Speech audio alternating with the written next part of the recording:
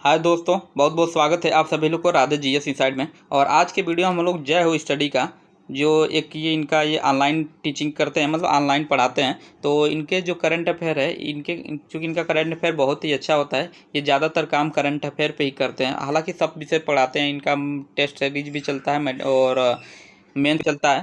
लेकिन ये current affair के लिए बहुत ही अच्छे मतलब जाने जाते हैं। और इनका जो परीक्षा खबरी होता है बहुत ही बेहद शानदार होता है। तो इन्हीं के हम लोग आज जो वार्षिकांक जो करंट अफेयर है, उन करंट अफेयर को राष्ट्रीय और अंतर्राष्ट्रीय खबरों को देखेंगे। देखिए, इनका जितना भी करंट अफेयर है ना, मैं 3-4 दिनों के अंदर इनको कंप्लीट करा दूंगा। आज 14 तारीख है, तो अगले 2-3 दिनों में इसका ये कंप्लीट हो जाएगा। तो ज़्यादा देरी ना करते हुए शुरू करते हैं। और स्टार्ट करने से पहले कहना चाहूँगा कि चैनल को अभी तक सब्सक्राइब नहीं किए तो सब्सक्राइब कर लीजिए, और ताकि जब भी अगला वीडियो डाला जाए तो उसका नोटिफिकेशन आप लोग को मिल जाए। तो देखिए, सीधे हम लोग आते हैं किसी इनके अंतर्राष्ट्रीय खबरों पे, जो 2025 के लिए बेहद ही महत्वपूर्ण है। तो देखिए, पहला खबर क्या है, म्यांमार में जो भूकंप आया था, तो ये कब आया था भाई? 28 मार्च को आया था। और यहाँ था तो म्यांमार में इसका केंद्र था, और इसको ये बैंकॉक भी इससे प्रभावित हुआ था, ठीक है। और तीव्रता कितना इसका था? तो 7.7 था। केंद्र बिंदु इसका क्या क्या था भाई? तो मांडले जो था, म्यांमार से जो ये 17.2 किलोमीटर। मांडले आप लोग सुनेंगे, जो मांडले जेल में लोकमान्य तिलक को भी, या अंग्रेजों के समय में भारतीय जो क्रांतिकारी थे इनको सजा देने के लिए मांडले जेल में भेज दिया जाता था। तो वही मांडले है। और गहराई इसकी कितनी थी? 10 किलोमीटर थी। और थाईलैंड के प्रधानमंत्री पेड्रो गटार्न सिनवात्रा ने आपातकाल की घोषित किया था।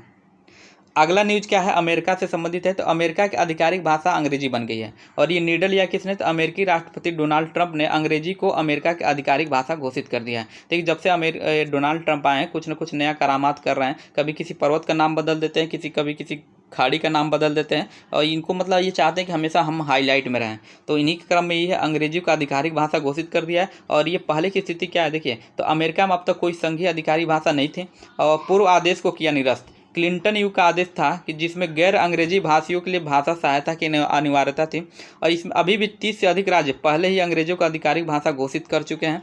और थोड़ा अंग्रेजी की मतलब वैश्विक परिदृश्य क्या है वो देख लेते हैं। तो दुनिया में अंग्रेजी की स्थिति क्या है? तो यूनेस्को के अनुसार देखिए, इसमें यूनेस्को के अनुसार 1.52 लोग कितना अंग्रेजी भाषा बोलते हैं। अर्थात अभी भी सबसे ज़्यादा बोलने वाली भाषा कौन सी है भाई? तो अंग्रेजी है। और सबसे ज़्यादा बोली जाने वाली भाषा कौन सी है? अंग्रेजी है। मंदारिन दूसरे स्थान पर है, जिसमें 1.14 अरब लोग बोलते हैं। मंदारिन कहाँ की भाषा है? तो मंदारिन जो है ना, ये चीन की भाषा है। कहाँ की? ये चीन की भाषा है। और अंग्रेजी आधिकारिक भाषा मतलब किस किस देशों में अंग्रेजी की आधिकारिक भाषा है? तो ब्रिटेन में है, दक्षिण अफ्रीका में, सिंगापुर में है, भारत में है, भारत में भी है, कई राज्यों में भी माना कहा जा सकता है, फिलीपींस में, ऑस्ट्रेलिया, न्यूजीलैंड और कनाडा आदि। और भारत में अंग्रेजी की स्थिति क्या है देखिए, तो संविधान के अनुच्छेद 343(1) के अनुसार संघ की राजभाषा क्या है? हिंदी है। और 1965 तक अंग्रेजी के प्रयोग को अनुमति दी गई थी। देखिए, एक प्रश्न यहाँ से भी पूछा है कि मतलब अंग्रेजी को भारत के मतलब संविधान लागू होने के कितने वर्षों तक अंग्रेजी को आधिकारिक भाषा के रूप में मान्यता दी गई थी? तो 15 वर्षों तक। उसमें ऑप्शन दिया था 10 वर्ष, 15 वर्ष, 8 वर्ष या 20 वर्ष। फिर 15 वर्ष तक, अर्थात 1565 तक था। एक प्रश्न जीएस का यहाँ से बन सकता है।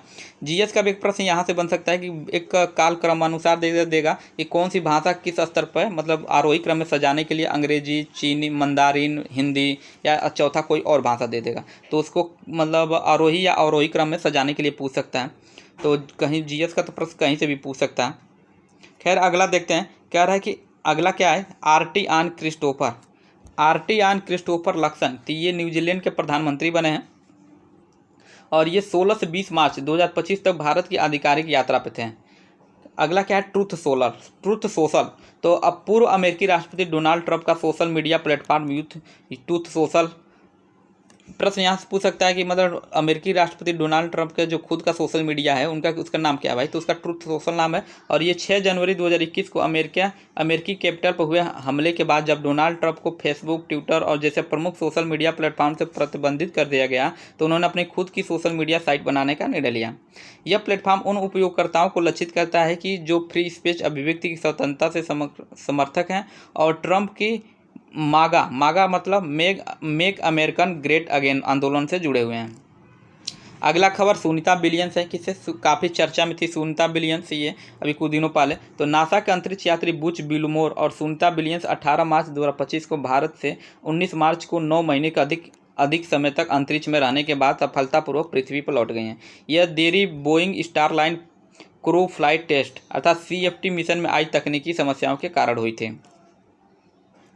और उनके इस space x dragon capsule freedom ने फ्लोरिडा के, यह नाम पूछ सकता है कि उनके space x crew dragon capsule का क्या नाम था, तो फ्रीडम था, और ने फ्लोरिडा के तालाहासी के पास मेक्सिको की खाड़ी में सुरक्षित लैंडिंग की। अगला है कि भारत के नेतृत्व में सतत विकास के लिए नया वैश्विक गठन, एक गठन कब किया है? 3 मार्च 2025 को। स्थान कहाँ था? तो जयपुर था। और सतत शहरी विकास, परिपत्र अर्थव्यवस्था और कचरा प्रबंधन को बढ़ावा देना है। लॉन्च कहाँ किया गया? तो शहरों के लिए लॉन्च, मतलब किसके लिए लॉन्च किया गया भाई? तो ये शहरों के लिए सर्कुलर चक्रीय गठबंधन।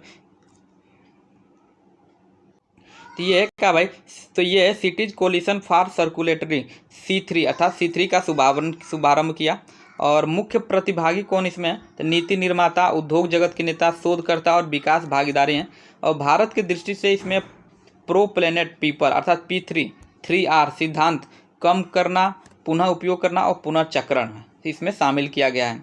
अगला है कि प्रधानमंत्री नरेंद्र मोदी की मॉरिशस की ऐतिहासिक यात्रा। तो ये 2 दिवसीय यात्रा कब हुई थी भाई? 11 से 12 मार्च 2025 को हुई थी। और PM मोदी को मॉरिशस का सर्वोच्च नागरिक सम्मान the great commander of the order of the star end of the Indian ocean, काफ़ी बड़ा नाम भी है इसका, the grand commander of the order of the star and the of the Indian ocean. ये इस पुरस्कार का नाम देकर पूछ सकता है कि किस देश के द्वारा मतलब मोदी जी को प्रदान किया गया। तो ये प्रदान किया गया मॉरिशस के द्वारा। और ये पहले भारतीय और 5वें विदेशी नेता हैं जिन्हें ये सम्मान दिया गया था। अगला प्रश्न है PM मोदी की 4 दिवसीय फ्रांस और अमेरिका की यात्रा। ये 10 से 13 जनवरी को हुई थी। ये फ्रांस देखें तो PM मोदी का 6वां बार फ्रांस दौरा था। ये 10 से 12 जनवरी 2025 को हुआ। और भारत फ्रांस क्षितिज 2047 रोड मैप की समीक्षा की गई इसमें। और 11 फरवरी में पेरिस में भारत फ्रांस ने AI एक्शन समिति की सह अध्यक्षता भी की। और 2023 में ब्रिटेन, 2024 में दक्षिण कोरिया में आयोजन किया गया। मोर्सिले शहर फ्रांस में पहले भारतीय वाणिज्य दूतावास का उद्घाटन था, मतलब यहाँ पे उद्घाटन किया। फाइंड एक्स क्या भाई? तो रक्षा स्टार्टअप प्लेटफॉर्म का शुभारंभ है किया यहाँ पे। और फ्रांस ने यूरो ड्रोन जो मेल कार्यक्रम में भारत को पर्यवेक्षक के रूप में भी शामिल किया। क्षितिज 2047 भारत फ्रांस रणनीतिक साझेदारी 1998 के 25 वर्ष पूर्ण होने के अवसर पर 2023 में स्थापित किया गया था। और भारत फ्रांस नवाचार वर्ष 2026 में घोषित किया गया। भारत फ्रांस नवाचार वर्ष 2026 में घोषित, मतलब 2026 को भारत फ्रांस नवाचार वर्ष घोषित किया गया है। अगला देखिए अमेरिका से संबंधित। 12 से 13 जनवरी को मोदी जी कहाँ पे थे? तो अमेरिका में थे। और 13 फरवरी को व्हाइट हाउस में मोदी ट्रंप से मुलाकात की। मीगा अर्थात मेक इंडिया गेट अगेन था। और भारत के लिए मीगा मेक इंडिया गेट अगेन और मागा अर्थात मेक अमेरिका गेट अगेन का मतलब इस पर चर्चा हुई यहाँ पे। रक्षा क्या था? रक्षा से संबंधित क्या बात हुई? तो अमेरिका ने भारत को अपने स्टील फाइटर जेट अर्थात जो ये 5th जनरेशन का जो विमान है ये F-35 देने पर सैद्धांतिक रूप से सहमति जताई।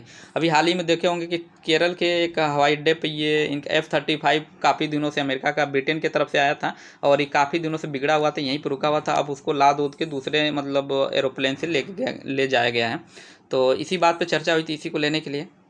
अगला कार्य 21वीं सदी में साझेदारी हेतु 10 वर्षीय ढांचे पर हस्ताक्षर किया गया। स्वायत्त प्रणाली उद्योग गठबंधन ऑटोनॉमस सिस्टम इंडस्ट्रियल अलायंस अर्थात एशिया ASIS में भी सहमति जताई गई। और हिंद प्रशांत क्षेत्र में साझेदारी व उत्पादन बढ़ाने हेतु शुरू किया गया। व्यापार निवेश में क्या बात हुई? तो मिशन 500 तो वर्ष 2030 तक द्विपक्षीय व्यापार $500 बिलियन करने हेतु शुरू किया गया। और 26/11 आतंकी हमले के दोषी तमुवर राडा को भारत में प्रत्यार्पण की मंजूरी मिली। तो हालांकि अभी कुछ दिनों पहले काफ़ी ये चर्चा में था तमुवर राडा, इसका नाम था तनुवर राडा, हाँ तनुवर राडा नाम था। और ये इसको भारत में इसको भेज दिया गया है अब इसको। अगला है कि PM मोदी की USA की यात्रा क्या थी? तो एलन मस्क के बच्चों को PM मोदी ने 3 पुस्तक भेंट की। PM मोदी की USA यात्रा, जब USA गए थे तो एलन मस्क के बच्चे को मोदी जी ने 3 पुस्तकें भेंट की थी। इसमें क्या था? पंचतंत्र जो विष्णु शर्मा का था, द क्रिसेट मून जो रविन्द्रनाथ टैगोर के द्वारा लिखा गया था, the great R.K. Narayan collection. Trump द्वारा मोदी को अवर जर्नी टुगेदर किताब भेंट की गई। ट्रंप के द्वारा मोदी को कौन सी किताब भेंट की गई? तो अवर जर्नी टुगेदर किताब भेंट की गई। नाइजर से संबंधित क्या संबंध है, नाइजीरिया से। तो ओंकेसेरकेसिस अर्थात रिवर ब्लाइंडनेस को खत्म करने वाला अफ्रीका का पहला देश बना है। एक प्रश्न यहाँ से पूछ सकता है कि ओंकोसेसिस अर्थात रिवर ब्लाइंडनेस को खत्म करने वाला दक्षिण अफ्रीका का कौन सा पहला देश है, तो ये नाइजर है, जिसे नाइजीरिया भी कहते हैं। हाल ही में WHO द्वारा ये मान्यता दिया गया और दुनिया में अंधेपन का दूसरा सबसे बड़ा संक्रामक कारण है और अब तक 5 देशों में इसे समाप्त कर चुके हैं, नाइजर, कोलंबिया, इक्वाडोर और ग्वाटेमाला।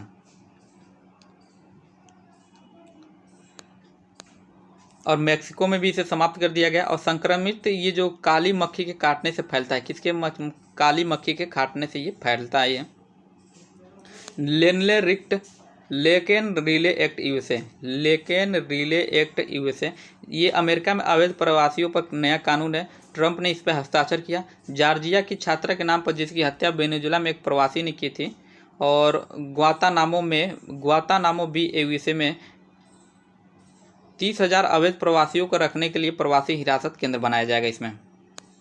अगला न्यूज है कि बॉम्बार्डियर CRZ 701 ये अमेरिका एयरलाइंस का, ये किसका है भाई, तो ये अमेरिका एयरलाइंस किसका, तो अमेरिकी एयरलाइंस का ये विमान है। और हाल ही में वाशिंगटन सैन्य, एक मिनट रुकिए जरा, हाँ ये हाल ही में वाशिंगटन में सैन्य ब्लैक हॉक हेलीकॉप्टर से टकराकर पोटोमक नदी में ये गया। इसका नाम क्या था, तो बॉम्बार्डियर CRZ 701 था इसका नाम। माउंट तारानाकी क्यों फेमस, अभी हाल ही में चर्चा में था, तो न्यूजीलैंड में स्थित सुप्त ज्वालामुखी पर्वत, न्यूजीलैंड में कहाँ पे है, तो न्यूजीलैंड में है तारानाकी मोगा। ये मोवारी जनजातियों का पवित्र स्थल है। हाल ही में आधिकारिक रूप से विधिक व्यक्ति का दर्जा दिया गया इसको विधिक व्यक्ति का दर्जा दिया गया। प्रश्न ये भी पूछ सकता है कि तारानाकी मोगा को हाल ही में विधिक व्यक्ति का दर्जा दिया गया और ये किस देश में है, तो ये न्यूजीलैंड में, ठीक है। या इसका नाम भी पूछ सकता है, पर्वत का ही नाम की मतलब किस पर्वत को हाल ही में जीवित पर्वत का दर्जा मतलब विधिक व्यक्ति का दर्जा दिया गया, तो ये कौन है, तो ये तारानाकी मोगा है। और इसके पूर्व 2014 में देखिए उर्वेका वन, किसको, तो उर्वेका वन को,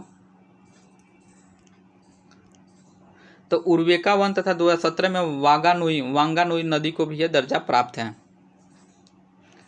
अगला क्या है, आइस ब्रेकर। तो आइस ब्रेकर क्या क्यों चर्चा में था, तो ये था कि परमाणु ऊर्जा संचालित ये रूसी जहाज हैं, कहाँ से, तो ये परमाणु ऊर्जा संचालित एक रूसी जहाज है। हाल ही में कारा सागर जो 26 जनवरी 2025 में एक मालवाहक जहाज से टकराया। ये कारा सागर है कहाँ भाई, तो रूस के उत्तरी मार्ग के भाग में पड़ता है। कारा नदी के नाम यहाँ गिरती है। और आर्कटिक महासागर सिद्धांत सागर पश्चिमी साइबेरिया के तट से ये सटा हुआ है। अगला न्यूज है इकोवास। क्या है भाई, इकोवास, तो ये पश्चिमी अफ्रीकी राज्यों का आर्थिक समुदाय है जो 1975 में स्थापित हुआ था। हाल ही में माली, बुर्किना फासो व नाइजर ने सदस्यता छोड़ी। अब 12 सदस्य हैं इसमें। सदस्य देशों के नागरिक सदस्य देशों के स्वतंत्र रूप से रह सकते हैं, काम कर सकते हैं और वे घूम सकते हैं। इकोवास है ये पश्चिमी अफ्रीकी राज्यों का एक आर्थिक समुदाय है। जैसे कि यूरोपीय राज्यों में मतलब यूरोप में यूरोपीय राज्यों का संघ है जिसे EU कहते हैं, EU यूरोपीय संघ। उसी तरह से अफ्रीका में एक दक्षिण अफ्रीकी राज्यों का आर्थिक समुदाय है जिसे इकोवास कहते हैं, ठीक है। अगला संबंध पनामा से न्यूज है कि चीन की बेल्ट एंड रोड पहल अर्थात BRI ने से अपना नाम वापस ले लिया। किसने, तो ये पनामा देश ने वापस ले लिया।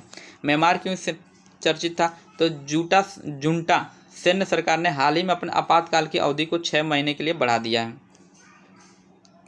अगला कि अमेरिका, तो अमेरिका से कनाडा और मेक्सिको पर अमेरिका 25% व चीन पर 10% टैरिफ लगा दिया। इसके परिणाम स्वरूप चीन ने भी USA के टैरिफ के प्रति उत्तर में उस खिलाफ काउंटर टैरिफ की घोषणा की। ELS कपास क्या है भाई, तो एक्स्ट्रा लॉन्ग स्टेपल। देखिए ELS जो दिया ना, इसी का मतलब फुल फॉर्म भी पूछ सकता है। ELS क्या है भाई, तो ELS का पूरा नाम है एक्स्ट्रा लॉन्ग स्टेपल। जो उत्पत्ति कहाँ हुआ था, इसकी दक्षिण अमेरिका में उत्पत्ति हुआ था और ये चीन, मिस्र, ऑस्ट्रेलिया, पेरू आदि में उगाया जाता है। वस्त्र उद्योग में स्वर्ण मानक के रूप में जाना जाता है। मिस्र या पिग्मा कपास भी इसे कहते हैं। क्या कहते हैं इसे, मिस्र या पिग्मा कपास कहते हैं इसको। अगला इसी में इसको 30 mm या उससे अधिक लंबाई के रेशा होते हैं। भारत में महाराष्ट्र और तमिलनाडु के कुछ हिस्सों में उगाया जाता है इसको। हाल ही में वित्त मंत्री ने कपास की खेती की उत्पादकता बढ़ाने के लिए ELS कपास को बढ़ावा देने हेतु 5 वर्ष का मिशन की घोषणा की, अर्थात ELS। इसका पूरा नाम आप लोग देख लीजिएगा, ये भी प्रश्न पूछा जा सकता है। अगला करा न्यूयॉर्क, तो संयुक्त राष्ट्र के सामाजिक विकास आयोग का 63वां सत्र आयोजित किया गया। भारत से केंद्रीय राज्य मंत्री स्मृति सावित्री ठाकुर ने प्रतिनिधि किया इसमें। बांटू क्यों चर्चित में था, तो मलेशिया की ये गुफाएं हैं और तमिलों का प्रमुख त्यौहार थाई पुसस भगवान मुरुगन को समर्पित त्यौहार मनाया गया यहीं पे मलेशिया में। अमेरिका से संबंधित क्या न्यूज है, तो विभिन्न खेपों से अवैध भारतीय प्रवासी भारत भेजे गए। हाल ही में अभी 3-4 महीना पहले देखे होंगे कि अमेरिका से कुछ प्रवासी भारतीयों को मतलब हथकड़ियाँ लगा के भेजा गया है, काफ़ी वो चर्चा में था। और इसी क्रम में देखिए 5 फरवरी 2025 को 104 भारतीय अमृतसर एयरपोर्ट C-17 AVS सैन्य विमान से वापस भेजे गए और 15 फरवरी 2025 को 116 व्यक्ति भेजे गए, 17 फरवरी 2025 को 112 व्यक्ति भेजे गए। अगला है वाटर वर्थ, तो मेटा फेसबुक की जो 50,000 किमी से अधिक लंबी समुद्री केबल परियोजना है ये, और हाल ही में भारत को जोड़ने की इससे घोषणा की गई है। पारस्परिक टैरिफ नीति क्या है भाई, पारस्परिक टैरिफ नीति, तो देखिए अमेरिकी राष्ट्रपति ट्रंप द्वारा घोषणा किया गया इसका। तो अमेरिका के उत्पादों पर जितना टैरिफ दूसरे देश लगाएंगे उतना ही टैरिफ अमेरिका उन देशों के उत्पादों पर लगाएगा। क्या है ये पारस्परिक टैरिफ नीति, तो अमेरिका के राष्ट्रपति ट्रंप द्वारा ये घोषणा किया गया।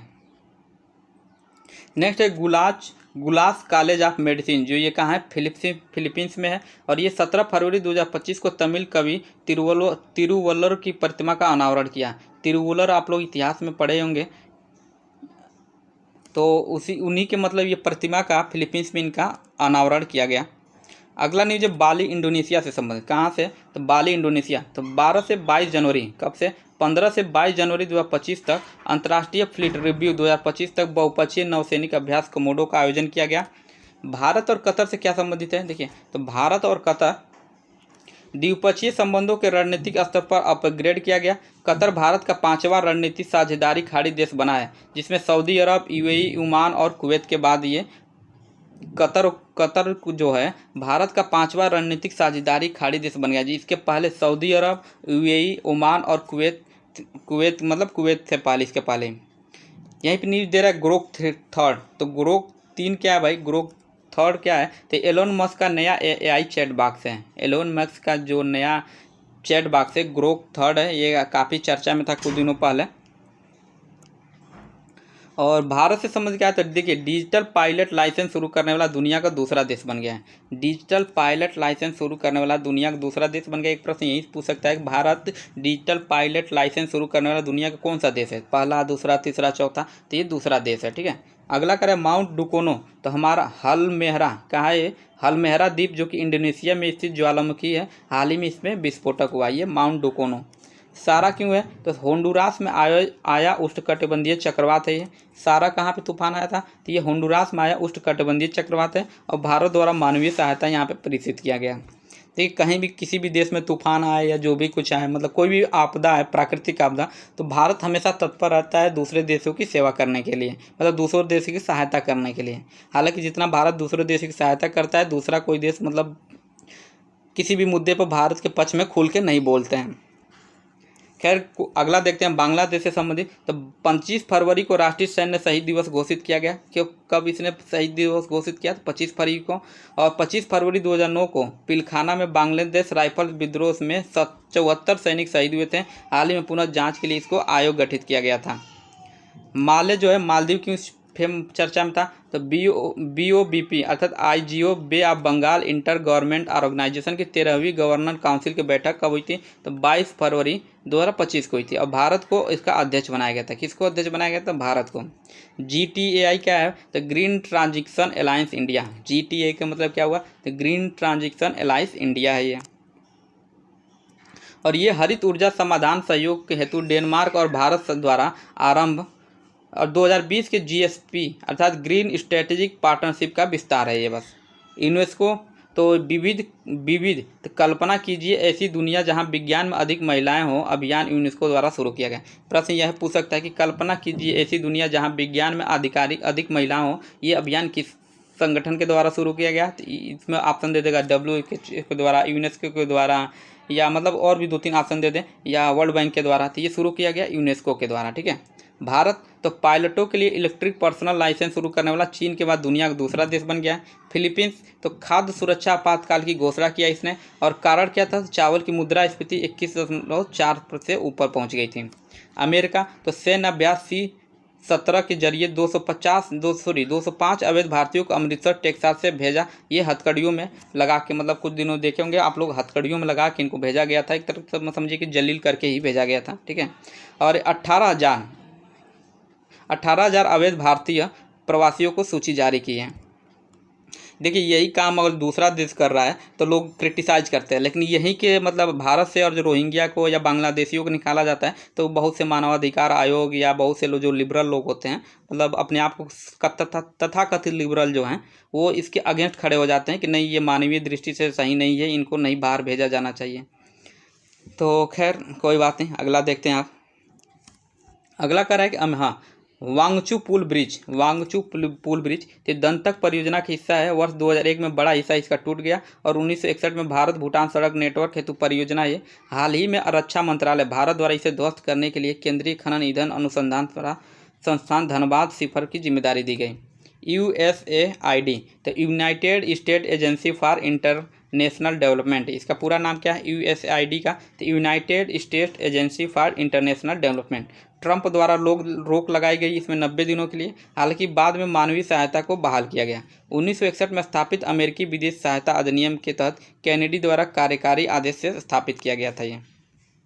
अगला क्या है? AZ3A। क्या है AZ3A? तो दुनिया का सबसे बड़ा हिमखंड है ये है कहाँ पे? तो अंटार्कटिका से ब्रिटिश द्वीप साउथ जॉर्जिया की ओर बढ़ रहा है ये। ऑस्ट्रेलिया तो सख्त एंटी हेम क्राइम लॉ पारित किया। किसने? प्रश्न ये बस पूछ सकते हैं, सख्त एंटी हेट क्राइम लॉ पारित किसने किया? तो ये ऑस्ट्रेलिया ने किया था। और देश में यहूदी विरोधी घटनाओं में वृद्धि के कारण आप लोग देख रहे हैं जहाँ भी मुस्लिम कंट्री है वहाँ पे यहूदियों का ज़्यादा से ज़्यादा विरोध किया जा रहा है, इजराइल का विरोध किया जा रहा है, यहूदी कोई मिल गया तो उसका विरोध किया जा रहा है। तो उसी के अगेंस्ट में, मतलब उसी के वजह से ये सख्त एंटी हेट क्राइम लॉ पारित किया गया और वहाँ पे यहूदी विरोधी घटनाओं को वृद्धि के कारण मतलब उनको रोका जा सके इसके लिए। टाइटल IX अर्थात टाइटल IX मतलब क्या होता है? IX मतलब होता है 9 अर्थात टाइटल 9। ये ट्रंप सरकार द्वारा ट्रांसजेंडर महिलाओं और लड़कियों पर महिलाओं खेलों में प्रतिबंध लगाया गया। ट्रंप सरकार द्वारा ट्रांसजेंडर महिलाओं व लड़कियों पर महिला खेलों में प्रतिबंध लगाया गया। अर्थात जो ट्रांसजेंडर हैं, मतलब जो ट्रांसजेंडर महिला हैं व या लड़कियां हैं वो पूर्ण रूप से महिला खेलों में अब नहीं खेल सकती हैं। अमेरिका के बाद इजराइल UNHRC से हटा। तो अमेरिका के बाद अर्जेंटीना ने WHO को हटाने की घोषणा की। फीफा ने पाकिस्तान फुटबॉल महासंघ को निलंबित किया। किसने? फीफा ने।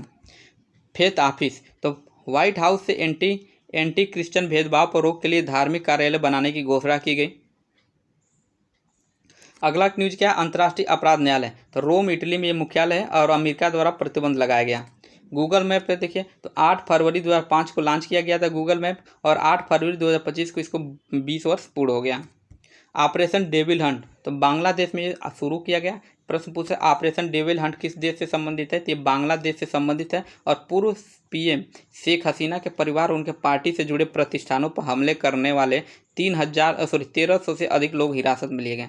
हाल ही में कुछ दिन देखे होंगे कि बांग्लादेश में सत्ता परिवर्तन हो गया। शेख हसीना जो वहाँ के प्रधानमंत्री थे उनको अपने देश से भागना पड़ा और ये भारत में आके शरण ली। तो और वहाँ पे इनके विरोध में काफ़ी मतलब आंदोलन हुए। इनके जितने भी विरासत से चिन्ह, मतलब उनसे संबंधित जो चिन्ह थे, उनके विरासत के जो स्थान थे, उन सभी को तोड़ा फोड़ा जा रहा था। तो उसी को रोकने और उसको जाँच करने के लिए एक समिति का, मतलब एक ऑपरेशन का गठित किया गया। ये ऑपरेशन डेविल हंट है। अमेरिका अगला है कि अमेरिकी वाणिज्य दूतावास का उद्घाटन ये कहाँ किया गया? तो बंगलुरु में। और विदेश मंत्री एस जयशंकर ने अमेरिकी राजदूत एरिक गारसेटी के द्वारा। देखिए अगला न्यूज है सेवनडालिका तो ये है क्या? ये से ब्रोसिया पारंपरिक प्रेम गीत है। यूनेस्को की अमूर्त सांस्कृतिक विरासत सूची में शामिल। बाल्कन ब्लूज भी इसे कहते हैं। और त्रिनाद और टोबैगो, तो हिंसा के कारण आपातकाल की घोषणा। प्रश्न ऐसे पूछ सकता है कि हाल ही में हिंसा के कारण आपातकाल की घोषणा किन देशों ने किया, तो त्रिनाद और टोबैगो ने। Net zero banking alliance, net zero banking alliance क्या है, तो ये संयुक्त राष्ट्र यूएनईपी द्वारा वर्ष 2021 में प्रारंभ, इसका नेतृत्व दुनिया भर के शीर्ष बैंक करते हैं और ये वर्ष 2050 तक नेट जीरो हेतु प्रतिबंध है और 2070 तक तो चूँकि इंडिया नेट जीरो तक मतलब नेट जीरो कार्बन उत्सर्जन के लिए प्रतिबंध है। हाल ही में वॉल स्ट्रीट के बड़े बैंकों ने छोड़ दिया, कोई भी भारतीय बैंक इस गठबंधन का सदस्य नहीं है। कोई भी देखिए कोई भी भारतीय जो बैंक है इसका सदस्य नहीं है। अगला है अब्दाली मिसाइल हल्फ 2, अब्दाली मिसाइल हल्फ 2। तो पाकिस्तान के अंतरिक्ष अनुसंधान आयोग द्वारा विकसित ये बैलिस्टिक मिसाइल और ये बांग्लादेश द्वारा खरीदने पर विचार किया जा रहा है। बांग्लादेश इसको हाल ही में खरीदने पर विचार कर रही है। अब्दाली मिसाइल हल्फ 2 है और पाकिस्तान के अंतरिक्ष अनुसंधान आयोग द्वारा विकसित ये बैलिस्टिक मिसाइल है ये। अगला कह रहा है ह्यूमन HMPV अर्थात ह्यूमन मेटा न्यूमो वायरस। ये चीन में उत्पन्न श्वसन संबंधी ये बीमारी है और श्वसन वायरस जो सर्दी जुकाम जैसे संक्रमण पैदा करता है और उपचार हेतु इसका कोई टीका या विशिष्ट एंटीवायरल नहीं है। भारत में भी दिशा निर्देश इसके लिए जारी किया गया। अब बेंगलुरु में इसका जो पहला मामला आया था।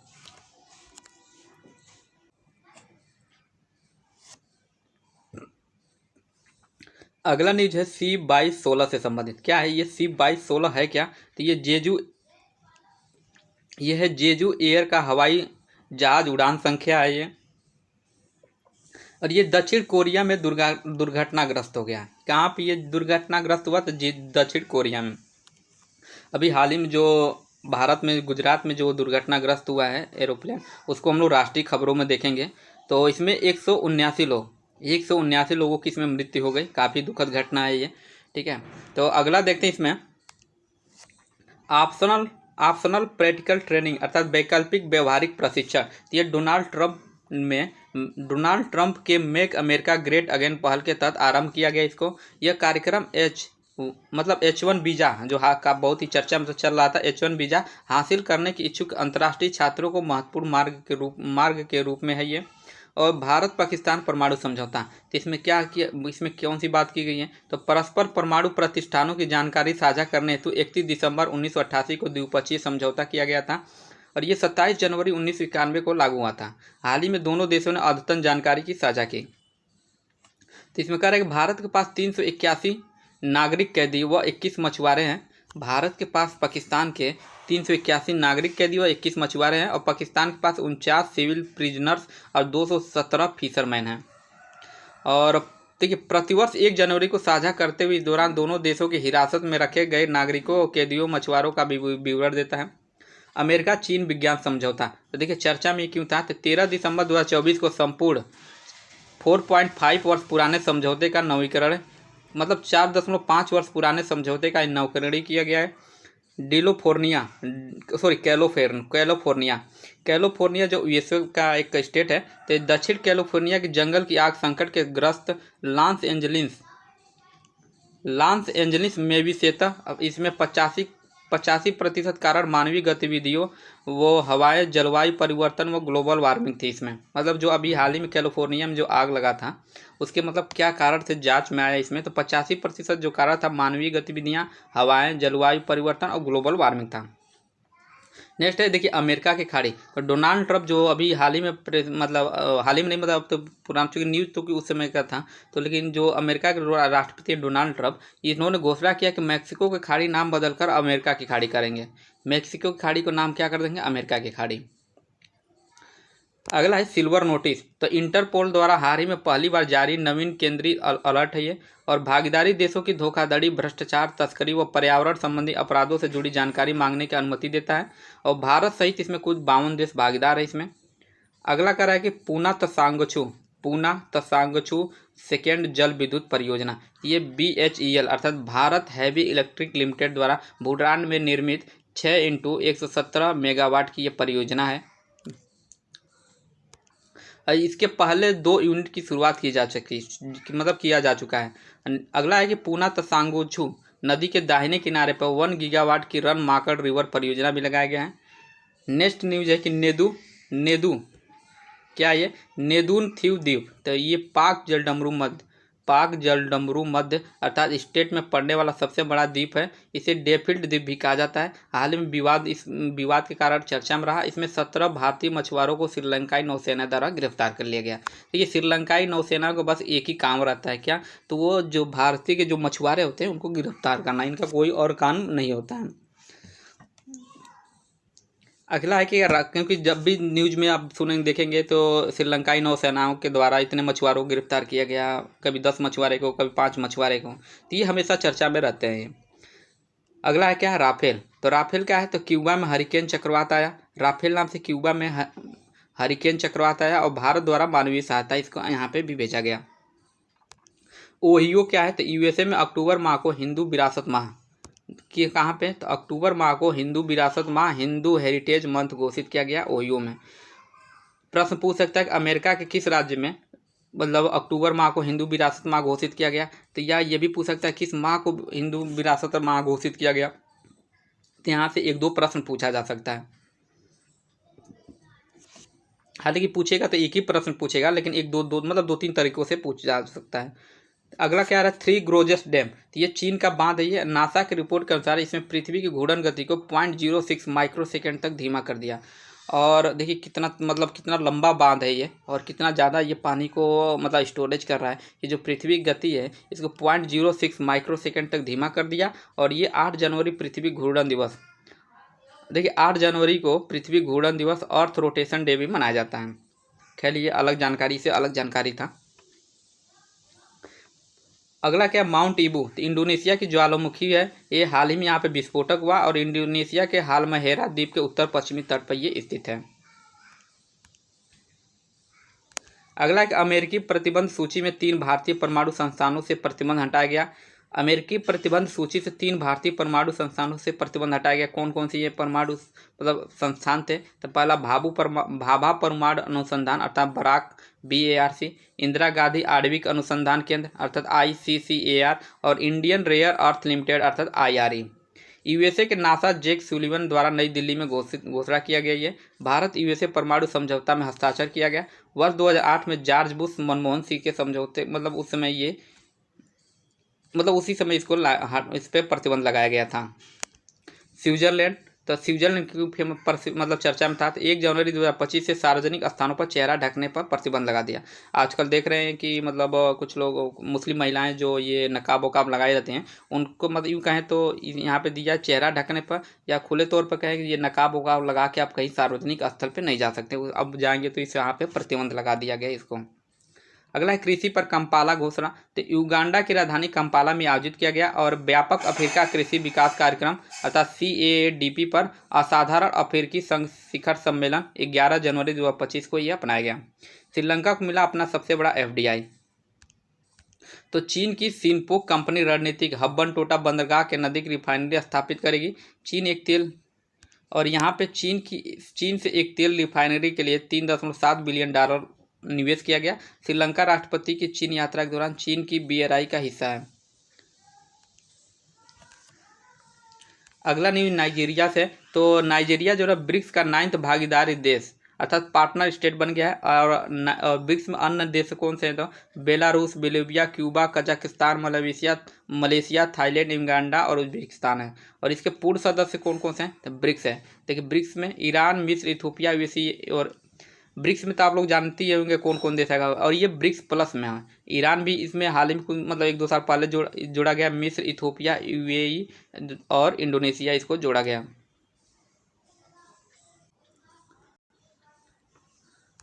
अगला न्यूज डोनाल्ड ट्रंप से है। ये रिपब्लिकन नेता हैं। डोनाल्ड ट्रंप कौन से किस पार्टी के नेता हैं? तो ये रिपब्लिकन पार्टी के नेता हैं और कैपिटल टुडे में ये शपथ ग्रहण किए। 20 जनवरी 2025 को अमेरिका के 47वें राष्ट्रपति के रूप में शपथ लिया है। ये ध्यान रखिएगा कौन से राष्ट्रपति क्रम है? तो 47वां है। और दूसरी बार ये USA के प्रेसिडेंट बने। अमेरिका में जानते ही आप लोग कि 2 बार ही राष्ट्रपति बन सकते हैं। वहाँ पे तीसरा बार बनने की कोई नियम नहीं है। भारत से विदेश मंत्री S जयशंकर ने इसमें हिस्सा लिया। ये प्रश्न पूछ सकता है किसने इसमें हिस्सा लिया? भारत के S जयशंकर ने हिस्सा लिया था। और कई कार्यकारी आदेशों पर हस्ताक्षर किए गए। उपराष्ट्रपति JD वेंस थे इसके। और उपराष्ट्रपति हाल ही में अभी कुछ दिन पहले जो ऑपरेशन सिंदूर चला भारत में जो हमला हुआ था उसी के दौरान ये हाँ, उसी के दौरान ये जेडी वेंस थे, ये भारत के दौरे पे आए थे। और इनकी जो पत्नी है ना, उषा, हाँ उषा शायद नाम है, ये भारतीय मूल की है। अगला है कि अमेरिकी राष्ट्रपति डोनाल्ड ट्रंप के कार्यकारी आदेश। तो अमेरिकी राष्ट्रपति के कार्यकारी आदेश को कांग्रेस संसद के मंजूरी नहीं होती है। संसद को मंजूरी की जरूरत नहीं होती है और न ही अदालत में चुनौती दी जा सकती है। हालांकि उन्हें बाद में राष्ट्रपतियों द्वारा पलटा जा सकता है या न्यायपालिका उसे असंवैधानिक मानकर रद्द कर सकती है। अगला है कि डब्ल्यूएचओ से सदस्यता वापस। तो यूएसए जो है मैक्सिको बॉर्डर पर आपातकाल पेरिस समझौते की वापसी प्रक्रिया आरंभ हुआ। उत्तरी अमेरिका महाद्वीप की सर्वोच्च चोटी। देखिए इन्होंने जैसे ही राष्ट्रपति बने कौन कौन से मुख्य काम किए हैं। तो उत्तर अमेरिकी महाद्वीप क्या दे रहा है, देखिए उत्तर अमेरिकी महाद्वीप की सर्वोच्च चोटी हाईएस्ट पीक का नाम डेनाली से बदलकर माउंट मैकेन्लो किया। माउंट डेनाली से नाम बदल के क्या किया, माउंट मैकेन्लो। और ओबामा द्वारा 2015 में इसी नाम रखा गया था। और पूर्व अमेरिकी राष्ट्रपति विलियम मैकिनले के सम्मान में माउंट मैकिनले कहा जाता था। ये अलास्का में स्थित है। डेनाली अलास्का के मूल निवासियों अब्बास समान की एक भाषा है। और इसी में कह रहा है मृत्यु दंड को सख्ती से लागू करने का निर्देश दिया गया। कैपिटल दंगों से संबंधित दोषियों को क्षमा। मेक्सिको खाड़ी का नाम बदल अमेरिका की खाड़ी किया गया। संवैधानिक विवाद to end birthright citizenship अर्थात जन्म सिद्ध नागरिकता समाप्त कर दिया। कई मुकदमे किए गए हैं इन पे। यूएसए में जन्म सिद्ध नागरिकता मतलब इस पे भी चर्चा हुई। जल सोली क्या है, तो जन्म स्थान के आधार पर। जूस सुरोनिस क्या है, तो अमेरिका नागरिकों को विदेश में जन्मे बच्चे वंशानुगत मतलब किस किस के नागरिकता दिया जा सकता है या नागरिकता समाप्त हो सकती है, इसके बारे में ये। यूएसए संविधान के 14वें संशोधन 1868 द्वारा जन्म सिद्ध नागरिकता की गारंटी दी गई थी। इसके अनुसार यूएसए में जन्मे बच्चे नागरिक होंगे, अर्थात जो बच्चे यूएसए में ही जन्मेंगे वो उन्हीं बच्चे को नागरिकता माना जाएगा यूएसए का। एक नियम ये भी कि यूएसए के जो भी राष्ट्रपति होगा ना वो अमेरिका में ही उसका जन्म होना आवश्यक है, ठीक है। लेकिन भारत में ऐसा नहीं है। भारत का बस कोई भी व्यक्ति नागरिक हो तो उसको राष्ट्रपति या प्रधानमंत्री कोई भी पद मिलने की मतलब कोई भी पद वो ले सकता है। और ट्रंप का वर्तमान आदेश अस्थायी रूप से रह रहे लोगों के जन्म के लिए बच्चों के जन्म सिद्ध नागरिकता को समाप्त करता है ये, अर्थात जन्म सिद्ध नागरिकता को समाप्त कर देता है। अगला कह रहा है कि LGBTQI, तो LGBTQI+ व्यक्तियों को दी गई सुरक्षा मान्यता वापस कर दिया। LGBT जिसमें लेस्बियन, गे, बाइसेक्सुअल, ट्रांसजेंडर और QI से मुझे नहीं पता है। अगला कह रहा है कि इसमें जो बाइडेन द्वारा पारित 78 कार्यकारी आदेशों को रद्द कर दिया गया। नेक्स्ट चर्चा में क्या था, सीन। तो सीन देखिए उष्णकटिबंधीय चक्रवात था, ये पश्चिमी ऑस्ट्रेलिया में आया। सीन कहाँ पे आया, तो पश्चिमी ऑस्ट्रेलिया में आया था। अगला है कि Stargate AI project. Stargate AI project कहाँ का है, तो देखिए यूएसए राष्ट्रपति डोनाल्ड ट्रंप द्वारा लॉन्च किया गया। ये एक मजबूत AI बुनियादी ढांचा इंफ्रा स्थापित करने के लिए और आप ओपन AI, ऑर्चेल, माइक्रोसॉफ्ट और सॉफ्ट बैंक द्वारा इसका संचालन किया जाएगा। बेली ब्रिज क्यों चर्चा में था हाल ही में, तो बेली ब्रिज देखिए भारतीय सेना द्वारा उद्घाटन किया गया इसका। और ये लद्दाख में स्योक नदी पर 2 बेली ब्रिजों का उद्घाटन किया गया। एक प्रकार का मॉड्यूलर ब्रिज जिसे फास्ट असेंबल न्यूनतम निर्माण कार्य हेतु डिजाइन किया गया है। और ये किस नदी पर है, तो सिंधु स्योक नदी पर है, जो कि सिंधु की एक सहायक नदी है। अगला है औद्योगिक क्लस्टर परिवर्तन पहल अर्थात TICI। तो ग्रीन हाउस गैस उत्सर्जन को कम करने हेतु प्रश्न ये बन सकते हैं कि औद्योगिक क्लस्टर परिवर्तन पहल किसके लिए है, मतलब किसके कारण या किसके लिए शुरू किया गया है, तो ग्रीन हाउस गैस उत्सर्जन को कम करने हेतु। और WEF की पहल वर्ष 2021 में COP21 UNFCCC में लॉन्च किया, हाल ही में चर्चा में रहा ये। और नीज क्या था इसे, तो ग्लोबल प्लास्टिक एक्शन पार्टनरशिप अर्थात GPAP WEF की पहल है, हाल ही में 25 देशों तक ये विस्तार किया गया इसका। अगला है कि सिएटल कोर्ट अर्थात यूएसए में है ये, ट्रंप के जन्म के आधार पर नागरिकता संबंधी कार्यकारी आदेश को असंवैधानिक करार देते हुए रोक लगा दी गई। ट्रंप ने भी, हम लोग ऊपर न्यूज पढ़े ही हैं कि ट्रंप ने जन्म के आधार पर नागरिकता संबंधी कार्य लाया था कि जन्म के, और इसी पे सिएटल कोर्ट जो यूएसए का है ट्रंप के जन्म आधार पर नागरिकता संबंधी कार्यकारी आदेश को असंवैधानिक करार देते हुए उस पर रोक लगा दिया। अगला क्या है, प्रम्बानंद मंदिर।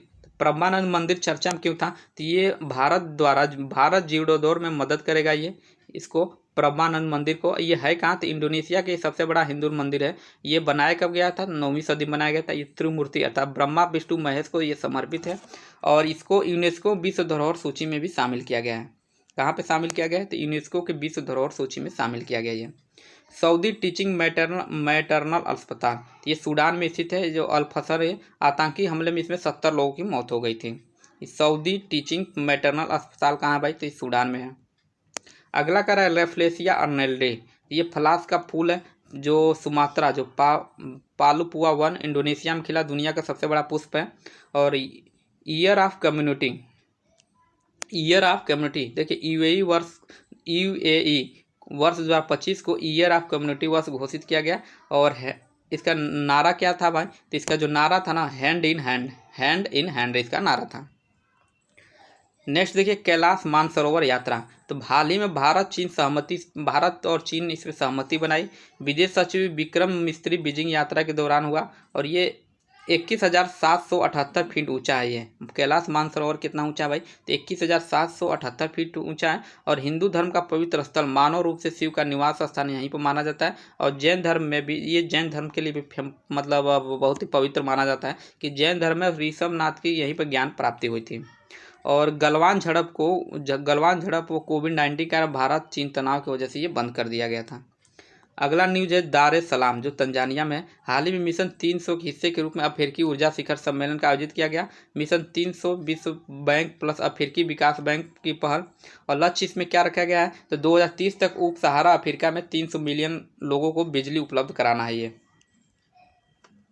अगला न्यूज क्या है? तो फेंटानिल क्या है भाई? तो हाल ही में फेंटानिल संकट चर्चा पे हुई। सिंथेटिक ओपियाइड है ये और ये सिंथेटिक ओपियाइड है जो कि दर्द निवारक है ये। और मार्फिन व हीरोइन से भी शक्तिशाली गंभीर खतरे भी है इसके, क्योंकि अमेरिका में ओपियाइड महामारी के चलते चीनी आपूर्तिकर्ता आयात पर 10% दंडात्मक का शुल्क लगाया गया इस पे। अगला न्यूज क्या है? भारत सीमा के पास ब्रह्मपुत्र नदी पर बांध निर्माण को मंजूरी दी। देखिए भारत सीमा के पास ब्रह्मपुत्र नदी पर बांध निर्माण की मंजूरी दी किसने? चीन ने। तो चीन ने तिब्बत में यांगलुक तंगस्पो, जिसे भारत में ब्रह्मपुत्र नाम से जाना है, नदी पर दुनिया के सबसे बड़े बांध के निर्माण की मंजूरी दे दी है जो भारतीय सीमा के निकट स्थित है। अनुमानित लागत इसका कितना है भाई? तो 137 बिलियन डॉलर है और ये परियोजना भारत और बांग्लादेश के लिए सामरिक और पर्यावरणीय चिंता बढ़ा रही है। क्योंकि इसलिए बढ़ा रही, देखिए जब बांध बना लेगा इतना बड़ा तो जब चाहेगा चीन पानी को रोक सकता है या जब चाहे तब जो छोड़ सकता है, बाढ़ भी आ जाएगा। तो ये भारत और बांग्लादेश के लिए सही नहीं है। और ये विशाल जल विद्युत बांध जो भूकंप प्रवण क्षेत्र में स्थित है को चीनी अधिकारियों ने सुरक्षित बताया। ये पर्यावरण संरक्षण और उन्नत इंजीनियरिंग तकनीकों पर जोर दे रही है। और भारत ब्रह्मपुत्र पर अरुणाचल प्रदेश में अपना खुद का बांध बना रहा है। भारत चूंकि ब्रह्मपुत्र पर अरुणाचल प्रदेश में अपना खुद का बांध बना रहा है ताकि चीन से संभावित नियंत्रण का मुकाबला किया जा सके। अगला कह रहा है कि ह्यूमन मेटा न्यूमोवा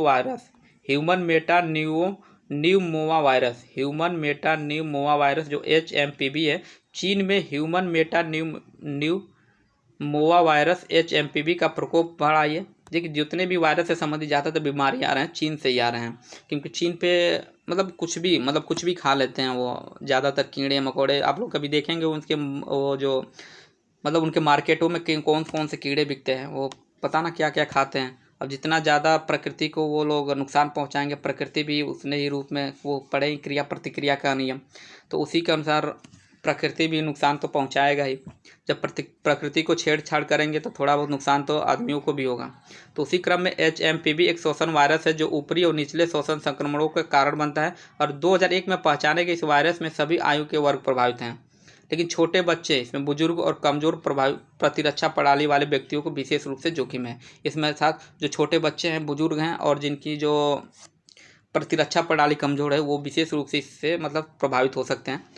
अगला कर इसी में गंभीर मामले क्या इसमें? तो गंभीर मामलों में HMPV ब्रोंकाइटिस या न्यूमोनिया जैसी जटिलताओं का कारण बन सकता है। इसका इंक्यूबेशन पीरियड 3 से 6 दिनों का होता है और लक्षणों की अवधि जो होती है संक्रामक की गंभीरता पर निर्भर करती है।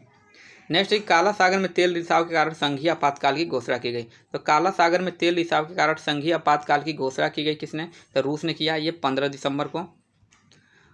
और 15 दिसंबर को केर्च जलडमरू मध्य के पास आए तूफान के दौरान 2 रूसी ध्वजा के तेल टैंकरों के गंभीर क्षति हुई, जिसमें भारी मात्रा में ईंधन तेल ये मौजूद काले सागर में रिस गया।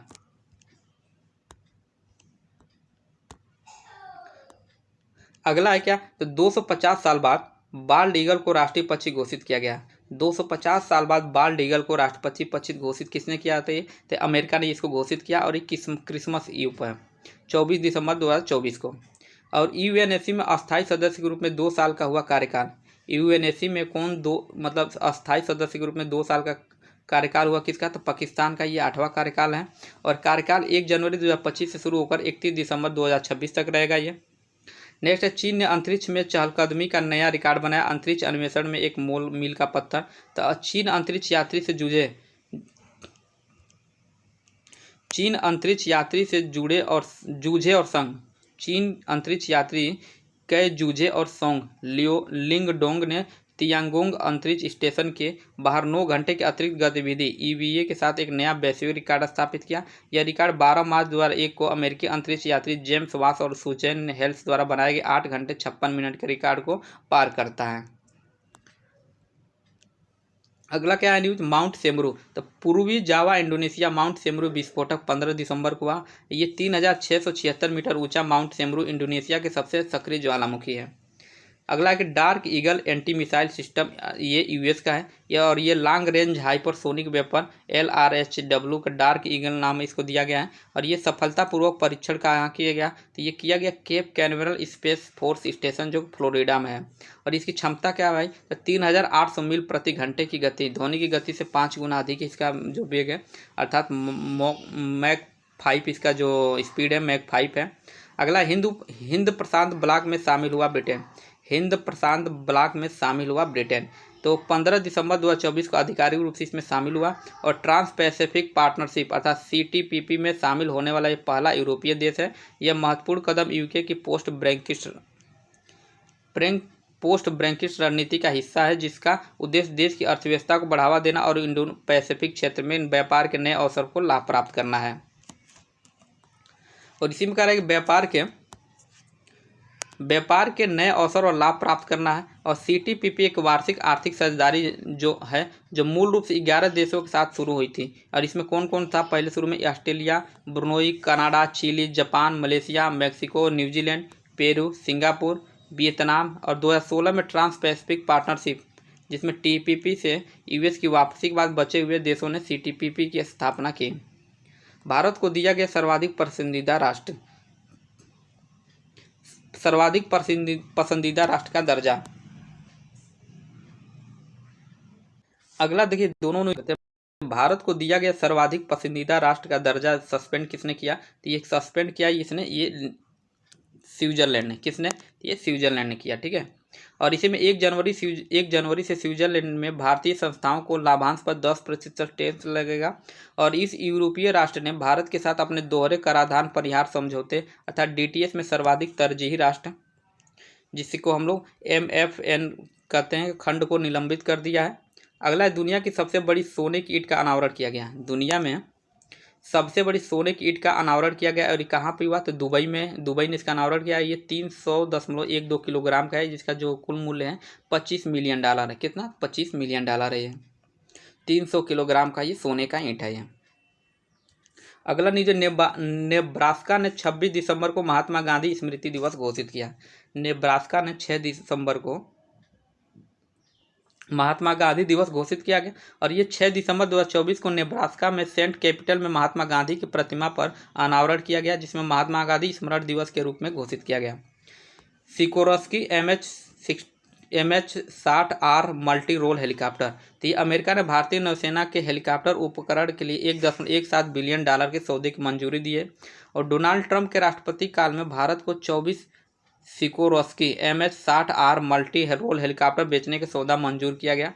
उन्नत समुद्री मल्टी मिशन हेलीकॉप्टर जो पनडुब्बी रोधी और सतह युद्ध के लिए बनाया गया है। और ये MK-54 टारपीडो, पनडुब्बी रोधी और हेला फायर मिसाइलों, एयर टू सरफेस हमले से ये लेंस है। और इसमें चुनौतीपूर्ण परिस्थितियों के संचालन के लिए उन्नत रडार और सोनार प्रणाली है। अगला है अंटार्कटिका में पहला वायुमंडलीय निगरानी केंद्र खोलेगा चीन। अंटार्कटिका में पहला वायुमंडलीय निगरानी केंद्र कौन खोलेगा? तो चीन खोलेगा। और पूर्वी अंटार्कटिका के लार्समैन हिल्स में स्थित झोंगसान राष्ट्रीय वायुमंडलीय पृष्ठभूमि स्टेशन का उद्देश्य वायुमंडलीय घटकों को निरंतर और दीर्घकालिक अवलोकन प्रदान करता है, जो जलवायु परिवर्तन और पर्यावरण पर मानव गतिविधियों के प्रभाव पर मूल्यवान डेटा प्रदान करता है। अगला न्यूज है अमेरिका में वैकल्पिक व्यवहारिक प्रशिक्षण आफ्ट कार्यक्रम क्या है? अमेरिका में वैकल्पिक व्यवहारिक प्रशिक्षण आफ्ट कार्यक्रम क्या है? तो देखिए, अमेरिका के नवनिर्वाचित राष्ट्रपति डोनाल्ड ट्रंप की मेक अमेरिका ग्रेट अगेन मागा के पहल के समर्थकों के बीच वैकल्पिक व्यवहारिक प्रशिक्षण अर्थात OPT कार्यक्रम चर्चा के केंद्र में बन गया था। और यह कार्यक्रम H1 वीजा हासिल करने के इच्छुक अंतर्राष्ट्रीय छात्रों के लिए एक महत्वपूर्ण मार्ग के रूप में कार्य करता है। और यह छात्रों को अपने अध्ययन क्या कर रहा है? ये कह रहा है कि यह छात्रों को अपने अध्ययन के कार्य में अनुभव प्राप्त करने की अनुमति देता है, जो प्रतिस्पर्धा अमेरिकी नौकरी बाजार में उनके रोजगार क्षमता को बढ़ाता है। आप्ट प्रोग्राम क्या है भाई? तो देखिए, आप्ट कार्यक्रम F1 वीजा पर अंतर्राष्ट्रीय छात्रों की अमेरिका में अब अस्थायी रूप से काम करने की अनुमति देता है। छात्र सीधे अपने प्रमुख से संबंधित भूमिकाओं में 12 महीने तक काम कर सकते हैं। आप 2 प्रकार के होते हैं, पहला प्री कंप्लीशन और पोस्ट कंप्लीशन। तो देखिए, प्री कंप्लीशन क्या होता है इसमें? तो जो ये प्री कंप्लीशन छात्रों को अपनी पढ़ाई के दौरान अंशकालिक और ब्रेक के दौरान पूर्णकालिक काम करने की अनुमति देता है। पोस्ट कंप्लीशन क्या है? तो पोस्ट कंप्लीशन आपके लिए छात्रों को स्नातक होने के बाद प्रति सप्ताह कम से कम 20 घंटे काम करने की आवश्यकता होती है इसमें। देखिए, अभी तक आप लोग चैनल को सब्सक्राइब नहीं किए तो सब्सक्राइब कर लीजिए। अंतर्राष्ट्रीय के जितने खबर थे ये समाप्त हो गए और इसी में अब हम लोग अंतर्राष्ट्रीय खबरों को देखेंगे। तो अभी तक आप लोग चैनल को सब्सक्राइब नहीं किए हैं तो सब्सक्राइब कर लीजिए, क्योंकि 2 से 3 दिनों में इसके सभी पार्ट को हम लोग देख लेंगे और इनका जो भी करंट अफेयर होता है बहुत ही महत्वपूर्ण होता है। ठीक है, खैर हम लोग राष्ट्रीय खबरों को देखते हैं। पहला क्या है? तो राष्ट्रीय खबर है 2025 से संबंधित वन नेशन वन प्रोसेस अर्थात ONOP। ये फरवरी 27 फरवरी 2025 को लाया गया और ये मंत्रालय किससे संबंधित है? तो बंदरगाह नौवहन जलमार्ग मंत्रालय से इससे संबंधित है। और इसका उद्देश्य क्या है? तो उद्देश्य इसका है कि देश भर के बंदरगाह संचालन को मानकीकृत और सरल बना रहा है। लक्ष्य क्या है इसका? तो भारत को वैश्विक समुद्री शक्ति बनाना और आत्मनिर्भर भारत व विकसित भारत को 2047 के दृष्टिकोण को साकार करना है, इसका लक्ष्य है। हाल ही में चर्चा में बहुत रहा पब्बन ब्रिज। तो ये चर्चा में क्यों था भाई पब्बन ब्रिज? तो पब्बन ब्रिज उद्घाटन की तारीख इसकी कब थी? 6 अप्रैल 2025 को। ये रामनवमी के दिन इसका उद्घाटन किया गया था। और उद्घाटन किसने किया था? तो प्रधानमंत्री नरेंद्र मोदी ने इसका उद्घाटन किया। और ये नया पब्बन रेल पुल रामनाथपुरम रामेश्वरम द्वीप पर है ये। और इसकी लंबाई कुल कितनी है? तो इसकी जो कुल लंबाई है 2.5 किलोमीटर लंबा है। और इसमें लागत कितना आया था बनाने में? तो 553 करोड़ इसका लागत आया था। और इसका निर्माण किसने किया? तो रेल विकास निगम लिमिटेड अर्थात RVNL ने इसका निर्माण कराया था। अगला लीजिए सागर आंकलन। तो ये देखिए, सागर आंकलन क्या है? दिनांक ये 27 फरवरी 2025 को लागू हुआ और ये स्थान कहाँ था? मुंबई पे इसको लाया गया। स्थान आंकलन क्या है? तो लॉजिस्टिक पोर्ट परफॉर्मेंस इंडेक्स अर्थात LPPI 2023-24 को लॉन्च हुआ और ये सर्वानंद सोनोवाल द्वारा किसके द्वारा लॉन्च किया गया? तो सर्वानंद सोनोवाल के द्वारा लॉन्च किया गया। और इसका उद्देश्य क्या था? तो भारत के बंदरगाहों की दक्षता, प्रतिस्पर्धात्मकता और लॉजिस्टिक प्रदर्शन का मूल्यांकन करना है। अगला न्यूज है कि IRCT और IFC को नवरत्न का दर्जा दिया गया। IRCT और IRFC को नवरत्न का दर्जा दिया गया। भारत सरकार ने भारतीय रेलवे कैटरिंग और पर्यटक निगम IRCTC और भारतीय रेल वित्त निगम IRSF को नवरत्न का सार्वजनिक क्षेत्र का उपक्रम PSU का दर्जा प्रदान किया गया। भारत का पहला विश्व शांति केंद्र कहाँ है भाई? तो देखिए, मैं जल्दी इसलिए पढ़ रहा हूँ या मतलब बोल रहा हूँ कि ताकि जितना जल्दी हो सके ये ख़त्म हो जाए। और फिर भी आप लोगों को कम लग रहा होगा, मतलब थोड़ा मैं स्लो बोल रहा हूँ, तो आप लोग चाहें तो स्पीड को 1.5 या 1.25 आप लोग को जितना मतलब उचित लगे आप लोग कर सकते हैं। इसको स्पीड बढ़ा के जल्दी इसको रिवीजन कर सकते हैं। ठीक, वनतारा देख सॉरी हाँ भारत का पहला विश्व शांति केंद्र, तो ये 2 मार्च 2025 को ये मनाया गया और इसका उद्घाटन कहाँ किया गया, तो गुरुग्राम हरियाणा में, और अहिंसा विश्व भारती द्वारा जैन आचार्य लोकेश के मार्गदर्शन में स्थापित किया गया। उद्देश्य इसका क्या था भाई, तो अहिंसा, आध्यात्मिक जागरूकता, मानवीय मूल्य और वैश्विक भाईचारा को बढ़ावा देना। वनतारा क्या है, तो वनतारा एक उन्नत पशु बचाव, संरक्षण और पुनर्वास केंद्र है। स्थान का है भाई, तो जामनगर गुजरात में इसका स्थान है ये, और दिनांक का है तो 4 मार्च 2025 को। उद्घाटनकर्ता कौन से थे, ये प्रधानमंत्री नरेंद्र मोदी इसके उद्घाटनकर्ता थे। अगला है नदी डाल्फिन जनसंख्या सर्वेक्षण 2021 से 23। तो भारत में पहली बार व्यापक नदी डाल्फिन जनसंख्या सर्वेक्षण 2021-23 लाया गया। यह सर्वे गंगा और ब्रह्मपुत्र नदी घाटियों और ब्यास नदी में किया गया। कुल डाल्फिन जनसंख्या कितना है, तो 6327। कितना, 6327, जो गंगेटिक डाल्फिन 6324 प्लस सिंधु नदी डाल्फिन है। उत्तर प्रदेश में सबसे अधिक जनसंख्या, प्रश्न यहाँ से बन सकता है कि हाल ही में नदी डाल्फिन जनसंख्या सर्वेक्षण के अनुसार सबसे ज़्यादा डाल्फिन किस नदियों में है, या क्रम से दे देगा, मतलब आरोही क्रम में या आरोही क्रम में इसको सजाने के लिए। तो सबसे ज़्यादा देखिए 4 अंकों तक तो याद कर लीजिए, उत्तर प्रदेश में सबसे ज़्यादा, उसके बाद बिहार में, पश्चिम बंगाल में, असम से। 3 क्रम तो ऐसे याद कर दिए, उत्तर प्रदेश से पूरब से होते हुए जाइए, उत्तर प्रदेश से पहले आएगा बिहार आ जाएगा, बिहार से बाद पश्चिम बंगाल आ जाएगा, ठीक। और सटे हुए थोड़ा चले जाइए तो असम चले जाइए, ठीक। तो कुल मिला आसान करना बेहद आसान है इसको।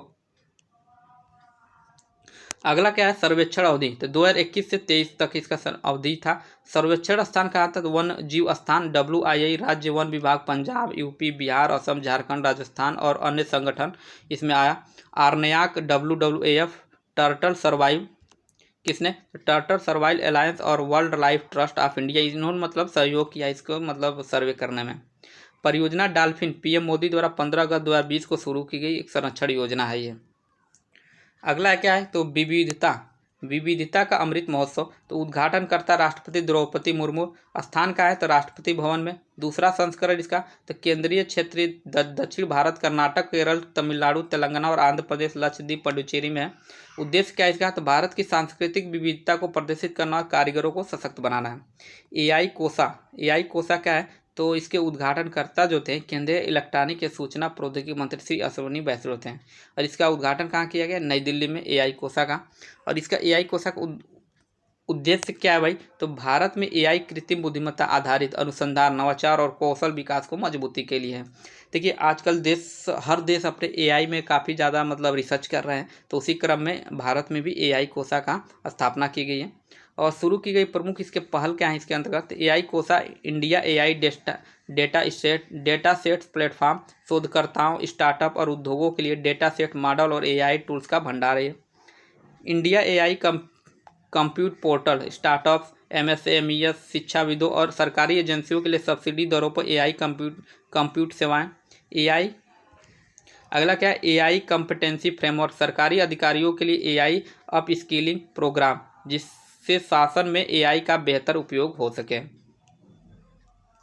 अगला क्या है, तो साहित्य महोत्सव 2025, फेस्टिवल ऑफ लेटर्स 2025। तो ये तिथि व स्थान कहाँ था, देखिए 7 से 12 मार्च 2025 को ये रविंद्र भवन नई दिल्ली में इसका आयोजन किया गया। आयोजक कौन थे, तो साहित्य अकादमी, संस्कृति मंत्रालय, भारत सरकार। उद्घाटनकर्ता कौन थे इसके, तो श्री गजेंद्र सिंह शेखावत, जो केंद्रीय संस्कृति और पर्यटन मंत्री हैं। मुख्य अतिथि कौन से थे, तो प्रख्यात अंग्रेजी नाटककार महेश दत्तानी इसके मुख्य अतिथि थे। मुख्य विषय इसका क्या था, तो भारतीय साहित्यिक परंपराएं इसका मुख्य विषय था ये। अगला नहीं, जो भारत का 58वां 58 बाघ अभ्यारण्य घोषित माधव राष्ट्रीय उद्यान। तो माधव राष्ट्रीय उद्यान है कहाँ भाई, तो माधव राष्ट्रीय उद्यान मध्य प्रदेश में, जो भारत का टाइगर स्टेट है। चूँकि मध्य प्रदेश को भारत का टाइगर स्टेट भी कहते हैं, क्योंकि सबसे ज़्यादा जो टाइगर है मध्य प्रदेश में है। मध्य प्रदेश में अब कुल 9 बाघ अभ्यारण्य हो गए हैं। वर्तमान में भारत विश्व की कुल 75% बाघ आबादी का घर है। ज्ञान भारतम मिशन, तो इसका उद्देश्य क्या था, तो भारत के विशाल ज्ञान संपदा को डिजिटल माध्यम से व्यापक रूप से उपलब्ध कराना। राष्ट्रीय अभिलेखागार को 135वां स्थापना दिवस के अवसर पर शुभारंभ। उद्घाटन केंद्रीय मंत्री गजेंद्र सिंह शेखावत ने किया इसका, और केंद्रीय मंत्री गजेंद्र सिंह शेखावत ने इसको उद्घाटन किया भारतीय विरासत वास्तुकला के माध्यम से। अगला क्या है, देखिए तो सशक्त पंचायत नेत्री अभियान, मॉडल अब महिला हितैषी ग्राम पंचायत पहल। और इसका आयोजन किसके द्वारा किया गया, तो पंचायती राज मंत्रालय के द्वारा। उद्देश्य क्या था इसका, तो पंचायती राज संस्थाओं PRIS में निर्वाचित महिला प्रतिनिधियों अर्थात WERS को सशक्त बनाना, ग्राम पंचायतों में लैंगिक संवेदनशीलता को बढ़ावा देना था। अगला न्यूज क्या था, फिट इंडिया कार्निवल। तो उद्घाटन इसका किसने किया था, तो डॉक्टर मनसुख मंडाविया, केंद्रीय मामले और खेल मंत्री ने इसका उद्घाटन किया था। स्थान कहाँ, ये हुआ कहाँ, तो जवाहरलाल नेहरू स्टेडियम जो नई दिल्ली में है। और ये हुआ कब, तो 16 से 18 मार्च, और ये 3 दिवसीय आयोजन था।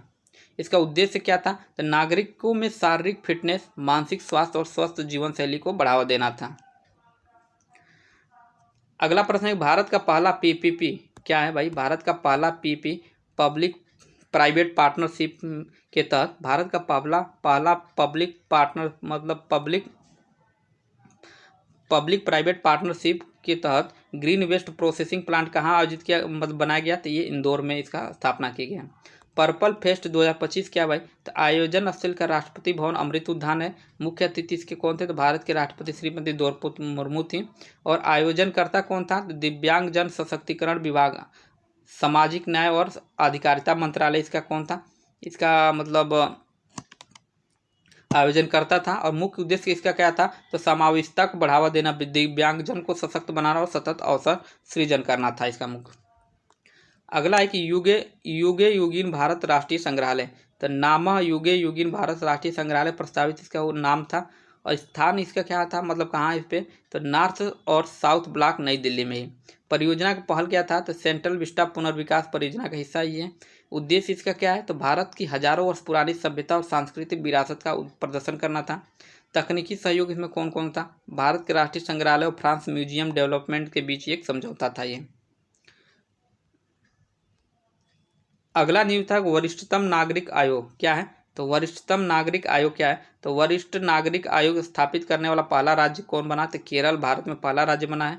और उद्देश्य इसका क्या था, तो वरिष्ठ नागरिक कल्याण, संरक्षण और सशक्तिकरण है। भारत के महत्वाकांक्षी न्यूक्लियर मिशन का शुभारंभ कब किया गया, तो देखिए प्रधानमंत्री नरेंद्र मोदी द्वारा घोषित डॉक्टर जितेंद्र सिंह द्वारा विस्तृत पहल का उद्देश्य 2047 तक 100 गीगावाट परमाणु ऊर्जा उत्पन्न करना है। 2047 तक 100 गीगावाट परमाणु ऊर्जा को उत्पन्न करना है। अब तक सरकार के नियंत्रण में रहा परमाणु क्षेत्र निजी क्षेत्र के लिए भी खोला गया है। मिशन का मुख्य फोकस स्मॉल मॉड्यूलर रिएक्टर्स और स्वदेशी परमाणु तकनीकी का विकास होगा, जिससे भारत 2070 तक नेट जीरो उत्सर्जन लक्ष्य की ओर तेजी से बढ़ सकेगा। 2024-25 में 20,000 करोड़ की राशि से 5 भारत SMRS विकसित किया जाएगा। अगला न्यूज है सहकारी टैक्स। तो देखिए सहकार ऐप आधारित टैक्स सेवा ओला और उबर की तर्ज पर घोषणा केंद्रीय गृह और सहकारिता मंत्री अमित शाह के द्वारा ही है। उद्देश्य क्या है, तो ओला और उबर का एक निष्पक्ष और सहकारी आधारित विकल्प को प्रदान करना है। अब देखिए सांसदों के वेतन और भत्ते में पेंशन में 24% का वृद्धि की गई। कितना, 24% की सांसदों के भत्ते व पेंशन में वृद्धि की गई। तो सांसदों को जो वेतन व भत्ते और पेंशन में 24% वृद्धि की गई, ये लागू कब से होगा, तो 1 अप्रैल 2023 से लागू होगा। और अधिसूचना किसने जारी किया, तो संसदीय कार्य मंत्रालय के द्वारा। और मुख्य संशोधन देख लेते हैं कि इसमें सांसदों को कितना मतलब वेतन मिलता है, कितना भत्ता मिलता है, क्या क्या उनके फायदे होते हैं। तो वेतन सूची पहले 1 लाख रुपया था, अब कितना हो जाएगा, तो 1,24,000 हो जाएगा 24% वृद्धि के साथ। बस आप लोग देखते जाइए कितना मतलब एक सांसद को कितना कितना फायदा होता है। और देखिए इनको दैनिक भत्ता कितना मिलता है, तो दैनिक भत्ता जो होता है ना 2,000 पहले था, अब कितना हो गया, तो ये 2,500 हो गया, ऐसा 2,500 प्रतिदिन इनको दैनिक भत्ता मिलता है। पूर्व सांसदों की जो पेंशन कितना था, पहले 25,000 था, अब कितना हो जाएगा, 31,000 प्रतिमाह हो जाएगा। और अतिरिक्त पेंशन तो 5 साल से अधिक सेवा पर देखिए 2,000 पहले था, अब 2,500 रुपया हो जाएगा प्रतिवर्ष ये। अन्य सुविधाएं इनको सांसदों को क्या क्या दिया जाता है, ये भी देख लेते हैं। तो निर्वाचन क्षेत्र जो भत्ता होता है ना, पहले 70,000 प्रतिमाह था, मतलब निर्वाचन क्षेत्र का भत्ता कितना, 70,000 प्रतिमाह। कार्यालय भत्ता कितना, कार्यालय जो भत्ता है 60,000 प्रतिमाह है। कितना फायदा है, देखिए 60,000 प्रतिमाह मतलब कार्यालय भत्ता इनका। निःशुल्क यात्रा कितना है, तो 34 घरेलू हवाई यात्रा, जिसमें पारिवारिक सहित परिवार को लेकर 34 यात्रा कर सकते हैं। प्रथम श्रेणी में ट्रेन यात्रा, सड़क यात्रा के लिए माइलेज भत्ता दिया जाएगा। अन्य सुविधाएं क्या हैं, तो 50,000 यूनिट बिजली, कितना, 50,000 यूनिट बिजली। देखिए कुछ अभी हाल ही में बहुत से मतलब कई राज्यों ने 2000 मतलब कितना, हाँ 200 यूनिट बिजली फ्री देने का मतलब घोषणा की। तो बहुत से लोग कहते हैं कि फ्री बीज है या लोगों को रेवड़िया दिया जा रहा है, लेकिन देखिए सांसदों को कितना बिजली दिया जा रहा है, 50,000 यूनिट। कितना, 50,000 यूनिट। इतने में न जाने कई गांव आ जाएंगे, सम्मिलित हो जाएंगे।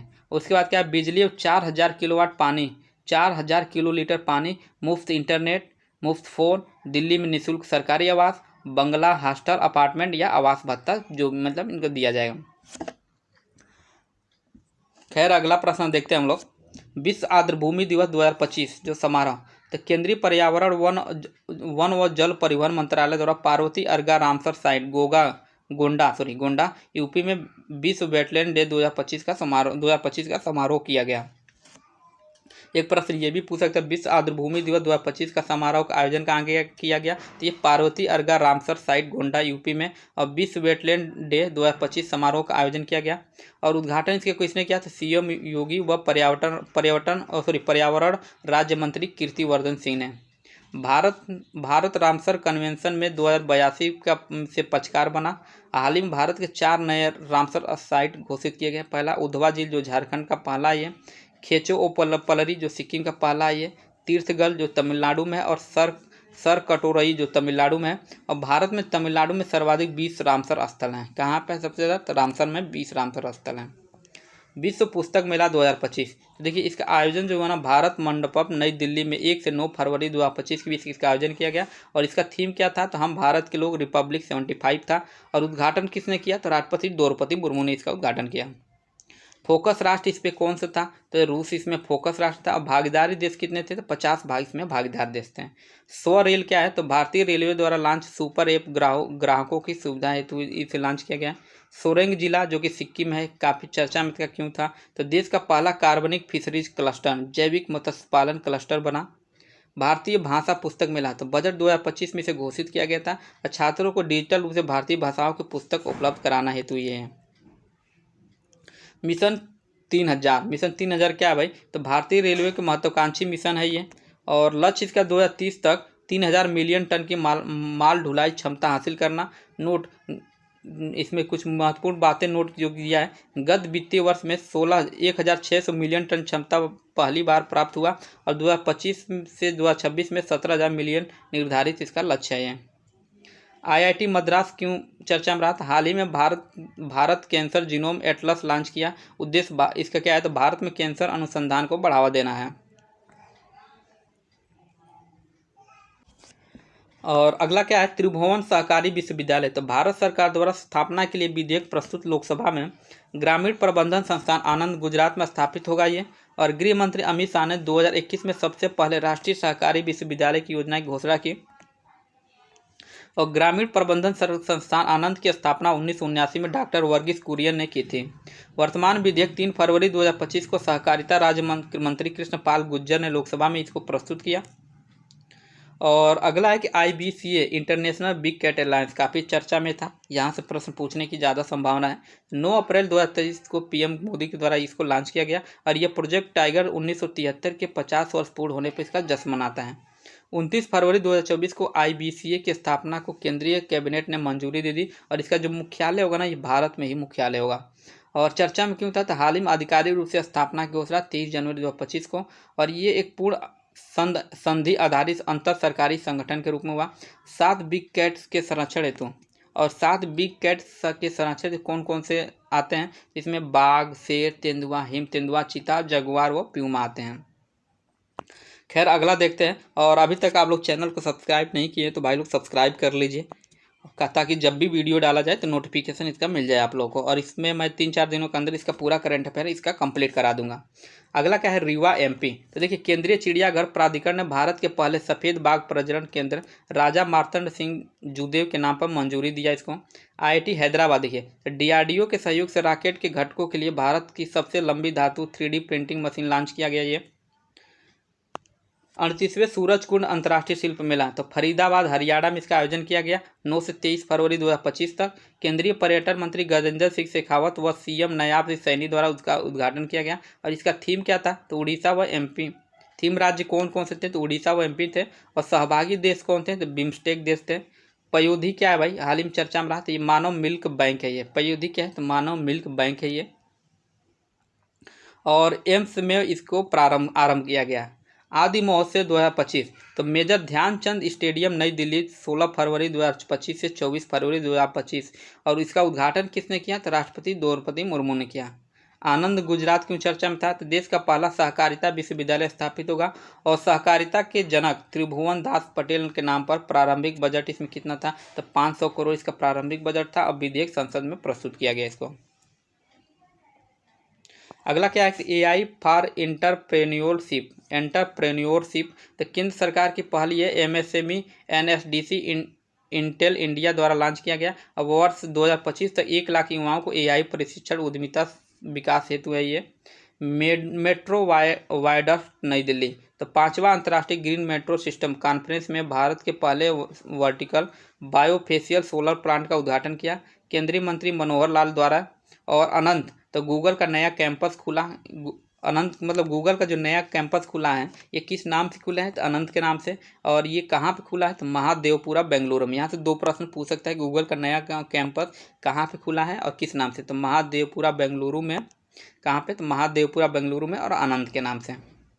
अगला क्या है? केशव कुंज झंडेवाला नई दिल्ली। तो RSS का ये 12वां मंजिला कार्यालय है जो कि हाल ही में नई दिल्ली में RSS का एक नया जो कार्यालय खुला है और ये मोहन भागवत के द्वारा इसका उद्घाटन किया गया। नेक्स्ट है कि Padma Naidu Himalayan zoological park. ये जो Padma Naidu Himalayan zoological park Darjeeling में है। देश का पहला बायो बैंक यहाँ पर स्थापित किया गया, हाल ही में इसको आरंभ किया गया था। एक प्रश्न पूछ सकते हैं कि Padma Naidu Himalayan zoological park कहाँ है भाई? तो देखिए ऑप्शन में दे देगा पश्चिम बंगाल, उत्तराखंड, लद्दाख। तो बहुत से लोग सोचेंगे भाई हिमालयन है तो ज़्यादा वो पश्चिम बंगाल में तो होगा नहीं, लेकिन ये पश्चिम बंगाल के जो जिला है दार्जिलिंग, ये हिमालय पर्वत से सटा हुआ है। तो यहीं पे इसका उद्घाटन किया, मतलब इसको स्थापना की गई थी। बाथो धर्म क्या है भाई? तो बोडो समुदाय का पारंपरिक धर्म है ये और असम सरकार द्वारा हाल ही में आधिकारिक पहचान दी गई। मुख्य देवता इसके कौन थे? तो मुख्य देवता इसके बाथो ब्राई सिम्बाई परमात्मा। और ये पंच तत्व पर आधारित हैं। प्रमुख प्रतीक सीजो पौधा होता है इसका। अगला क्या है? तो झूमर बिन्नदिन कार्यक्रम। तो असम में चाय उद्योग के 200 वर्ष पूर्ण होने के उपलक्ष्य में सरसुजई स्टेडियम गुवाहाटी में इसका आरंभ किया गया था। PM मोदी उपस्थित असम का पारंपरिक वाद्य यंत्र ढूंसा बजाया। श्री सलीम सुरंग नहर परियोजना क्या है भाई? तो ये नगर कुशल जिला तेलंगाना में सुरंग धंसने से 8 मजदूर फंसे। इसमें लगभग 40 किलोमीटर लंबी ये बेस्ट कैनाल है और कृष्ण नदी के जल को मोड़कर इसे जलापूर्ति इसमें होती है। सतत ऑडिट क्या है? IIT मद्रास प्लस CAG समझौता 24 फरवरी 2026 को हुआ है और ये ऑडिट कौशल सुधार और सतत ऑडिट तकनीकी के विकास हेतु है। वनतारा क्या है भाई? तो वनतारा क्यों चर्चा में था? तो अनंत अंबानी के जो जामनगर गुजरात में स्थित ड्रीम प्रोजेक्ट है वनतारा, जिसमें काफ़ी मतलब जानवरों को ये अनंत अंबानी मतलब उसमें पोसे होते हैं। ये 3000 एकड़ में से 3000 एकड़ से ज़्यादा में विस्तृत है। वन्य जीव संरक्षण व संवर्धन केंद्र है। मत्स्य पालन मंत्रालय द्वारा प्राणी मित्र पुरस्कार प्रदान किया गया और ये 3 मार्च 2025 को विश्व वन्य जीव दिवस पर PM मोदी ने औपचारिक इसका उद्घाटन किया। अगला क्या है? सरस आजीविका मेला। सरस आजीविका मेला का उद्घाटन कहाँ हुआ? नोएडा मनाया गया और केंद्रीय मंत्री शिवराज सिंह चौहान द्वारा सरस आजीविका मेला का ये शुभारंभ किया गया। हर कंठ में भारत। तो संस्कृति मंत्रालय और आकाशवाणी द्वारा लॉन्च विशेष रेडियो श्रृंखला है और ये भारतीय शास्त्रीय संगीत को जन जन तक पहुँचाने हेतु है। अगला है कि गरबा, अतः गरबा GARBH इन INI दृष्टि, अच्छा DRISHTI भारत की पहली फेरेट रिसर्च फैसिलिटी है। क्या ये? भारत की पहली फेरेट रिसर्च फैसिलिटी है और ये फरीदाबाद जो हरियाणा में है। कहाँ पे? फरीदाबाद हरियाणा में। अब जैव सुरक्षा मानकों के अनुरूप इसमें शोध केंद्र है ये। अगला चर्चा में क्या था? विजय दुर्ग नाम था। तो कोलकाता स्थित भारतीय सेना के पूर्वी कमान हेडक्वार्टर का नया नाम पहले फोर्ट विलियम था जो 1963 में मुख्यालय बनाया गया था। कहाँ पे? कब बनाया गया था? तो 1963 में इसका मुख्यालय बनाया गया था और इससे पहले लखनऊ यूपी में मुख्यालय था। फिर 1781 में ब्रिटिश ने इसका निर्माण कराया था। इसके अलावा भी नाम परिवर्तन हुए इसके भीतर संरचनाओं के, जैसे किचनर हाउस अब मोनोकसा हाउस हो गया है, सेंट जॉर्ज गेट अब शिवाजी द्वार हो गया, रसेल ब्लॉक अब बाघा जतीन बाग हो गया। इटर्नल क्या है? तो जोमेटो ने अपना नाम बदलकर इटर्नल कर लिया है। इटर्नल, जोमेटो ने अपना नाम बदलकर क्या कर लिया है? इटर्नल। हालांकि इटर्नल नाम से अब लेकिन जितने लोग भी अभी भी जितने भी वेबसाइट पे या खाना ऑर्डर जो भी करेंगे ऑर्डर, वो इटर्नल के नाम से नहीं, जोमेटो के नाम से ही आएगा, ठीक है। तो और जोमेटो के जो इंटरनल फाउंडर कौन है? तो दीपिंदर गोयल हैं इसके। परीक्षा पर चर्चा 2025, तो एम्पावरिंग स्टूडेंट ट्रांसफॉर्मिंग लिव्स 10 फरवरी 2025 को हाइब्रिड मोड में नई दिल्ली में 8th संस्करण, मतलब 8वां इसका संस्करण था। रिकॉर्ड 5 करोड़ अधिक प्रतिभागी, पहला 2018 में होता। और ये किसके द्वारा संचालित किया गया? तो ये पीएम मोदी के द्वारा इसको संचालित किया गया। सृजनम क्या है भाई? तो भारत का पहला स्वदेशी CSIR NIST Thiruvananthapuram automated biomedical waste treatment plant है ये। एम्स नई दिल्ली, केंद्रीय मंत्री जितेंद्र सिंह द्वारा इसका उद्घाटन किया गया। और culinary craft and clicks modes and magic, तो अमृत उद्यान राष्ट्रपति भवन में। आवास व शहरी कार्य मंत्रालय द्वारा 8 से 23 फरवरी 2025 तक culinary crafts and clicks moods and magic festival का आयोजन किया गया। भारत पोल पोर्टल क्या है भाई? भारत पोल पोर्टल क्या है? तो 7 जनवरी 2025 नई दिल्ली के भारत मंडपम में गृह सहकारिता मंत्री अमित शाह द्वारा इसका उद्घाटन किया गया।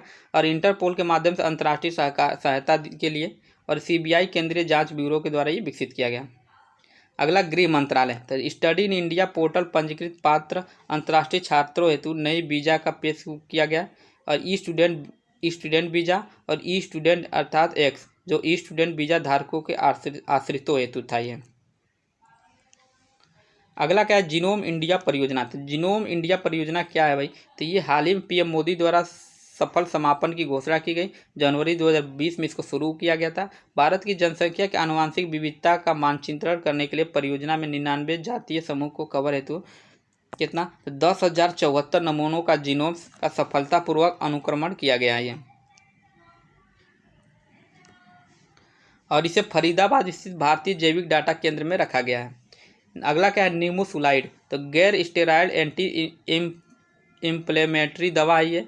और ये गीधों पर विषैली प्रभाव को पुष्टि के बाद भारत में इसमें प्रतिबंध कर दिया गया। इसके पूर्व डाइक्लोफेनिक पर 2006 में प्रतिबंधित कर दिया गया। इन पर्यावरण से संबंधित PCS में कई बार प्रश्न पूछा जा चुका है कि हाल ही में किस दवा को मतलब गीधों के मतलब विलुप्त होने का कारण माना गया? तो डिक्लोफेनिक था। क्या था वो? डिक्लोफेनिक, ठीक है। क्या होता है ना कि कोई भी जानवर जो बीमार होता था तो उसको ये दर्द निवारक के रूप में ये डिक्लोफेनिक दिया जाता था। तो डिक्लोफेनिक खाने के बाद से जो मतलब खाने के बाद से भी दवा खाने के बाद, कुछ जानते हैं दवा इलाज कराने के बाद से बहुत लोग मृत्यु हो जाती है। उसी तरह जानवरों की भी डिक्लोफेनिक खाने के बाद से मृत्यु हो जा रही है। तो क्या किया जाता है? जानवरों को पहले मतलब बहुत से लोग क्या करते हैं, गाँव में मिट्टी में दबाते नहीं हैं, बहुत से ले जाकर इसे खुले में जंगलों में या कहीं नहर के किनारे, नदी किनारे छोड़ देते हैं।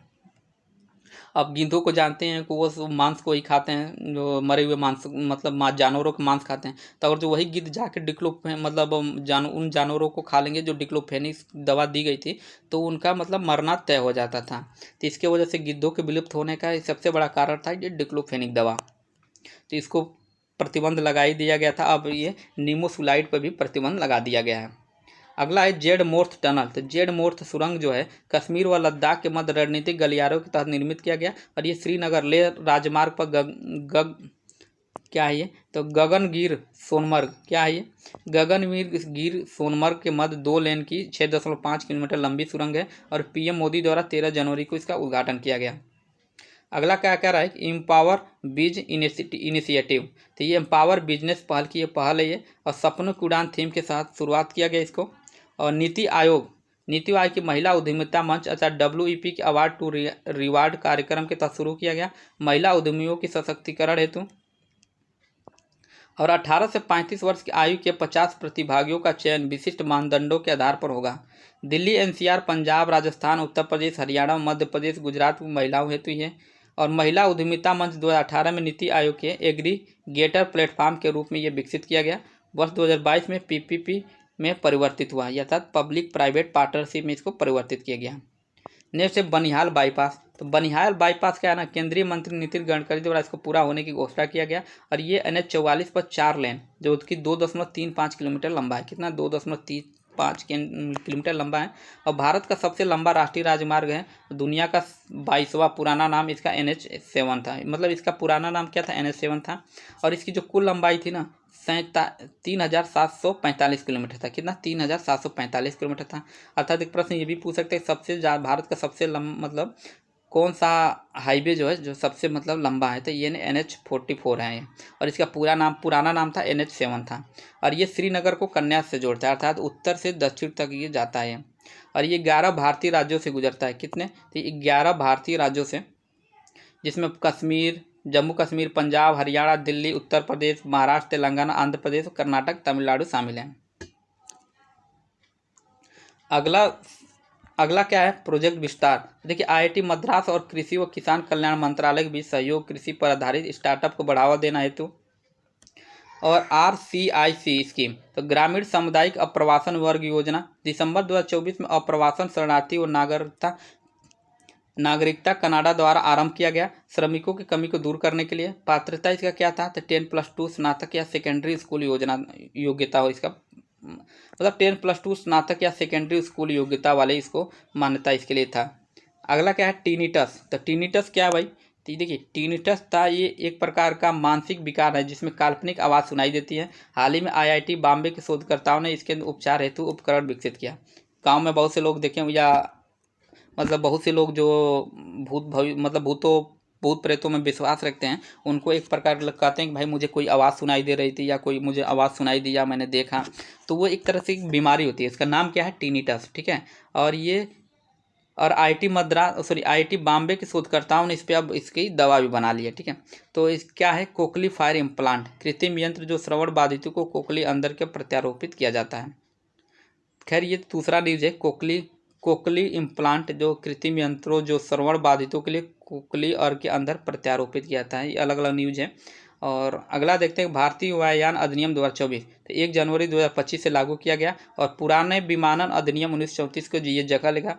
ड्रोन के नियमन हेतु प्रावधान भी शामिल इसमें किया गया। पृथ्वी विमान अधिनियम 21 बार संशोधन किए गए थे इसमें। नया अधिनियम मेक इन इंडिया के अनुरूप होगा ये। लोकपाल दिवस 16 जनवरी को। एक प्रश्न पूछ सकता है, लोकपाल दिवस कब मनाया जाता है, 16 जनवरी को मनाया जाता है। और भारत के लोकपाल न्यायमूर्ति M खानविलकर द्वारा लोकपाल दिवस के रूप में घोषित किया गया। वर्ष 2025 में पहली बार इसे मनाया जाएगा। और लोकपाल की स्थापना 16 जनवरी 2024 को हुई थी। सकल घरेलू उत्पाद GDP में भारत सरकार ने हाल ही में GDP गणना का आधार वर्ष 2021-22 से बदलकर 2022-23 कर दिया है।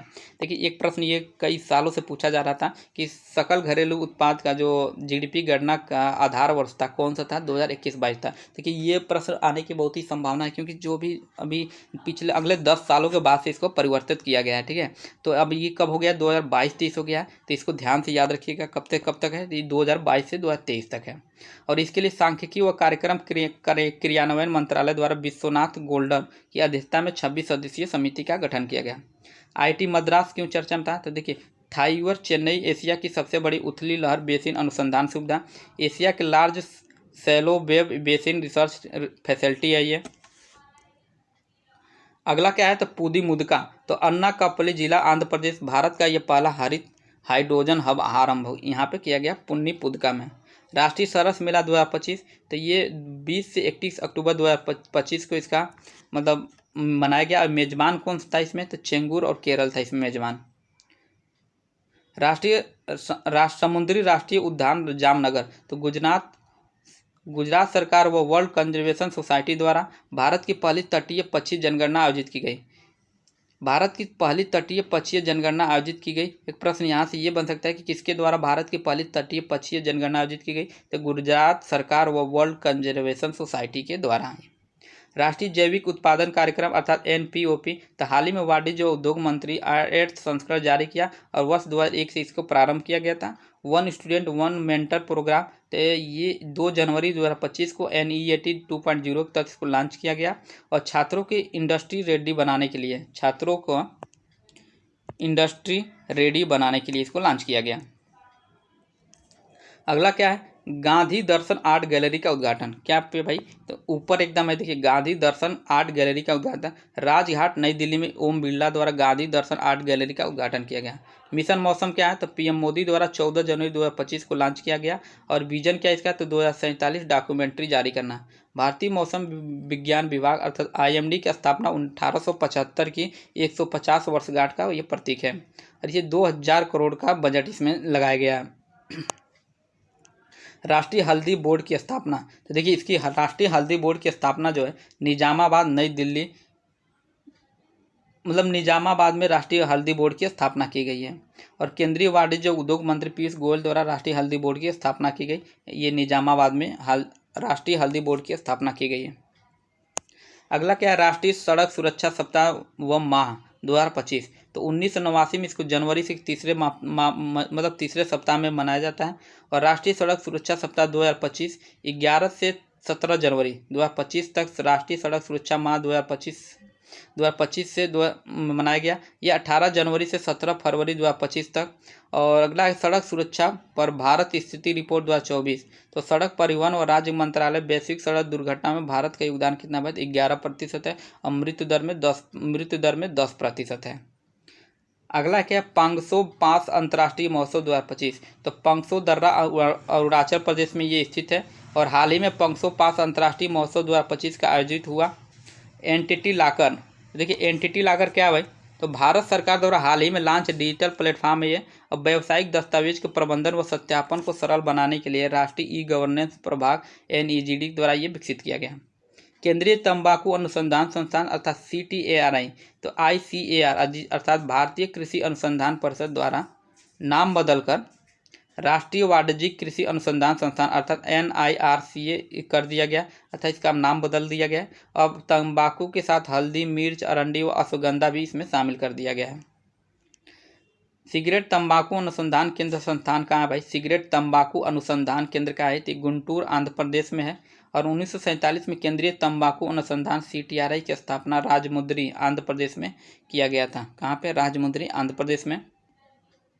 और 1965 में ICAR ने स्थान का अधिग्रहण कर लिया तंबाकू का। अगला कार्य, भारत के लगभग 15 राज्यों में इसकी मुख्य कृषि होती है। FCB फ्लूक्योर निर्यात हेतु मुख्यतः बीड़ी, तंबाकू घरेलू खपत है।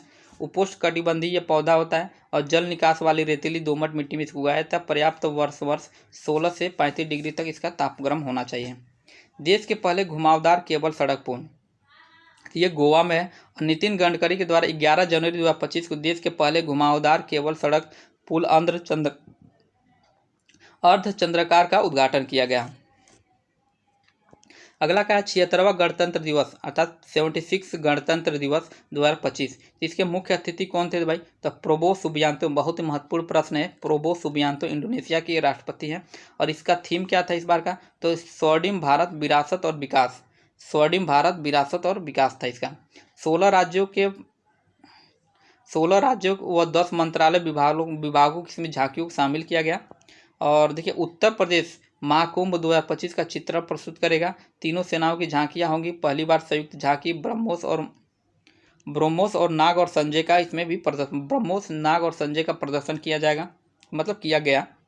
परले मिसाइल इसमें पहली बार शामिल किया गया। कैप्टन डिम्पल भाटी मोटरसाइकिल पर 12 फीट ऊंची सीढ़ी पर चढ़कर सलामी देने वाली पहली महिला सेना अधिकारी बन गई हैं। कौन है ये, तो ये कैप्टन डिम्पल भाटी हैं। 26 जनवरी को देखे होंगे राष्ट्रपथ पे जो भी मतलब झांकियां निकाले जाते हैं उसी के अंतर्गत ये किया गया था। अगला कार्य, पहली बार तीनों सेनाओं की संयुक्त झांकी निकाली गई। इंडोनेशिया के 352 सदस्यीय सैन्य व बैंक टुकड़ी ने पहली बार भाग लिया इसमें। वायुसेना में इसमें क्या था, शिव त्रिशूल जो 3 सुखोई 30 विमानों द्वारा, अमृत फॉर्मेशन तो 5 जगुआर विमानों द्वारा, पंचजंग फॉर्मेशन तो राफेल विमानों के द्वारा, और भीम फॉर्मेशन तो ये C-17 व 2 सुखोई और 30 विमानों के द्वारा ये मतलब मनाया गया।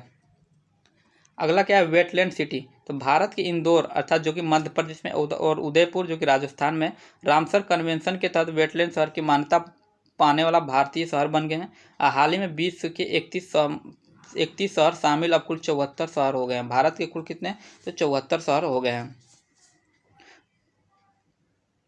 वाराणसी, तो भारतीय वाराणसी की चर्चा में था भाई। वाराणसी से क्या न्यूज है, तो भारतीय अंतर्देशीय जलमार्ग प्राधिकरण द्वारा हाल ही में स्थापना 27 अक्टूबर 1986 को। मुख्यालय इसका क्या है, नोएडा में है। और 6वां क्षेत्रीय कार्यालय खोला जाएगा कहाँ पे, पटना, गुवाहाटी, कोच्चि, भुवनेश्वर और कोलकाता में। नेक्स्ट न्यूज जामनगर गुजरात से है। क्या भाई, ये जामनगर गुजरात से है और इसमें कह रहा है कि रिलायंस ग्रुप द्वारा दुनिया का सबसे बड़ा डाटा सेंटर अर्थात 3 गीगावाट खोला जाएगा। और वर्तमान में वर्जीनिया माइक्रोसॉफ्ट का दुनिया का सबसे बड़ा डाटा कितना है, तो 600 मेगावाट डाटा सेंटर है। कितना, 600 मेगावाट का डाटा सेंटर है ये। राष्ट्रीय स्वास्थ्य मिशन, तो वर्ष 2005 में राष्ट्रीय ग्रामीण स्वास्थ्य मिशन के रूप में शुभारंभ और वर्ष 2026 तक विस्तारित किया गया इसको। पैराकाट क्या था भाई, तो पैराक्वाट था ना ये तिरुवनंतपुरम, जो कि केरल की एक अदालत द्वारा 24 वर्षीय महिला को फांसी की सजा दी गई, जिसने प्रेमी को पैराकाट नामक रासायनिक शाकनाशी से जहर देने के दोषी पाया गया। और इसका जो यूएसए और भारत में व्यापक रूप से प्रयोग किया जाता है। आजकल के वर्तमान परिदृश्य आप लोग देख ही रहे हैं, कितने पहले तो मतलब एक तरह से ज़्यादा पुरुषों की जो पूरी आबादी हुई है, पूरी आबादी डरी हुई इस कांड से, ऐसे कांडों से। हर दिन आए न्यूज में सुनाई दे रहा है किसी प्रेमिका ने अपने प्रेमी को मार दिया, पत्नी ने अपने पति को मार दिया। अभी आज ही का न्यूज़ था शायद, कल न्यूज़ देख रहे थे कि उसमें पता चला कि सेल्फी ले रहे हैं पति पत्नी नदी पे जाके, पत्नी ने अपने पति को ढकेल दिया नदी में। अभी ये आज तक किया है, किसी न्यूज़ चैनल पे ही चल रहा था, तो उसको नदी में दिखाला कि वो बच गया पुरुष, थोड़ा बहुत तैरने वाला था, या किसी जाके झाड़ी झखाड़ी पास पड़ा हुआ था, लोगों ने उसे रस्सी से खींच लिया। तो ऐसे घटनाएं चल रही हैं आजकल। खैर अगला प्रश्न देखते हैं हम लोग। और ये पैराकाट डाइक्लोराइड मिथाइल वायलोजोन है और ये WHO द्वारा श्रेणी 2 का रसायन में वर्गीकृत किया गया है। और यूरोपीय यूनियन अर्थात EU, चीन जैसे 70 देशों अधिक देशों में इसमें प्रतिबंध लगाया गया है। जल सुरक्षा कार्य योजना, तो उत्तर प्रदेश, महाराष्ट्र और गुजरात में इसकी स्वीकृति दिया गया। पहला 2023 में भोपाल में और वाटर विजन 2047 को आगे की राह पर दूसरा अखिल भारतीय राज्य मंत्रियों का सम्मेलन 18 से 19 फरवरी को उदयपुर राजस्थान में आयोजित हुआ है। अगला क्या है, गणतंत्र दिवस झांकी 2025, तो उत्तर प्रदेश के झांकी महाकुंभ 2025 को स्वर्णिम भारत विरासत विकास का पहला स्थान मिला और गुजरात इसमें दूसरे स्थान पर रहा। वन नेशन वन टाइम, तो भारतीय मानक समय, देखिए वन नेशन वन टाइम भारतीय मानक समय IST पूरे देश में एक समय वन नेशन वन टाइम आरंभ किया गया। NVIC navigation with Indian constellation का राष्ट्रीय भौतिक प्रयोगशाला। NPL फरीदाबाद से जोड़ता है, जिसे समन्वित सार्वभौमिक समय UTC के साथ संरेखित किया जाएगा। और NPL से समय, इसी में देखिए NPL से समय सूचना 4 शहरों में स्थापित परमाणु घड़ियों के केंद्र में साझा होगी। भारत का पहला ग्लास ब्रिज बना कहाँ पे, तो देखिए कन्याकुमारी में, और ये कन्याकुमारी क्या है, तमिलनाडु में। और उद्घाटन तमिलनाडु के मुख्यमंत्री MK स्टालिन ने इसका उद्घाटन किया। और यह पुल विवेकानंद रॉक मेमोरियल और 133 फीट ऊंची तिरुवल्लुवरम को जोड़ता है। यह राष्ट्र पर्व वेबसाइट और मोबाइल ऐप, 25 दिसंबर 2025 को रक्षा सचिव राजेश कुमार सिंह ने पूर्व प्रधानमंत्री अटल बिहारी वाजपेयी की जयंती और सुशासन दिवस के अवसर पर राष्ट्रीय पर्व वेबसाइट और मोबाइल ऐप लॉन्च किया। और ये प्लेटफॉर्म जो रक्षा मंत्रालय द्वारा विकसित किया गया है, राष्ट्रीय कार्यक्रमों जैसे गणतंत्र दिवस, बीटिंग रिट्रीट और स्वतंत्रता दिवस के आयोजन को पारदर्शी नागरिक केंद्रित बनाने के उद्देश्य से शुरू किया गया। राष्ट्रीय पर्व वेबसाइट अर्थात ये इसका वेबसाइट है और मोबाइल ऐप सरकार को ऐप स्टोर M सेवा पर उपलब्ध है। ये कहाँ पे है, तो M सेवा पर ये उपलब्ध है। अगला है उड़ान यात्री कैफे, तो हवाई अड्डों पर महंगे भोजन के समाधान के लिए ये पहल किया गया। और उद्देश्य क्या था, तो यात्रियों पर वित्तीय बोझ को कम करने के लिए किफ़ायती खाद्य और पेय पदार्थ उपलब्ध कराना है। पायलट प्रोजेक्ट के तहत पे तो कोलकाता के नेताजी सुभाष चंद्र बोस अंतर्राष्ट्रीय हवाई अड्डे पर इसकी शुरुआत हुई। पायलट प्रोजेक्ट आप लोग जानते ही होंगे कि पायलट प्रोजेक्ट वो होता है ना, किसी बड़ी योजना को मतलब पूरे भारत में या बड़े राज्य में अब जो लागू करना है तो क्या किया जाता है ना, उसको पहले एक छोटे स्तर पर लागू किया जाता है और उसके बाद से उसका बेनिफिट देखते हैं, उसमें कमियां देखते हैं, क्या क्या कमियां हैं, क्या उसके फायदे हैं, क्या नुकसान है, तो उन कमियों को पुनः दूर करके पूरे मतलब बड़े स्तर पर उसको लागू कर दिया जाता है। मतलब किसी योजना को छोटे स्तर पर लागू करना, उसमें देखने के लिए, कमियों को जाँचने के लिए वो पायलट प्रोजेक्ट होता है वह। अगला क्या है, मसाली बासन बनासकांठा गुजरात। तो भारत का पहला सीमावर्ती सौर गांव हो गया है और जो कि 100% सौर ऊर्जा से उत्पादन यहाँ पे सुनिश्चित हो गया है।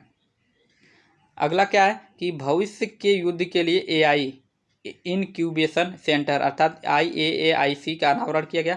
भविष्य के युद्ध के लिए एआई इनक्यूबेशन सेंटर का अनावरण भारतीय सेना के द्वारा बेंगलुरु में भारतीय इलेक्ट्रिक लिमिटेड BAL के साथ सहयोग, उद्घाटन COS जनरल उपेंद्र द्विवेदी के द्वारा।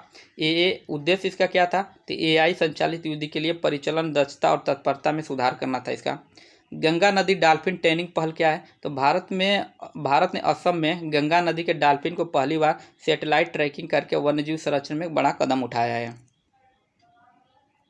और यह पहल पर्यावरण व वन जलवायु परिवर्तन मंत्रालय द्वारा प्रोजेक्ट डॉल्फिन का हिस्सा है, जिसमें भारतीय वन्यजीव संस्थान, असम वन विभाग शामिल हैं। और यह न केवल भारत में बल्कि विश्व स्तर पर गंगा नदी डॉल्फिन के लिए उपग्रह टैगिंग का पहला उदाहरण है। GSI भू विज्ञान संग्रहालय क्या है भाई, GSI भू विज्ञान संग्रहालय ग्वालियर में, और इसका उद्घाटन किसने किया, तो उपराष्ट्रपति धनखड़ ने किया था। अगला है कि भारत का पहला मधुमेह बैंक बायो बैंक। तो प्रश्न हो सकता है कि भारत का पहला मधुमेह बैंक बायो बैंक कहाँ स्थापना की गई है, तो चेन्नई में, और ICMR MD एराफ के द्वारा स्थापित किया गया। अगला है हरित इस्पात वर्गीकरण क्या है, हरित इस्पात वर्गीकरण प्रणाली अर्थात टैक्सोनॉमी ऑफ ग्रीन स्टील।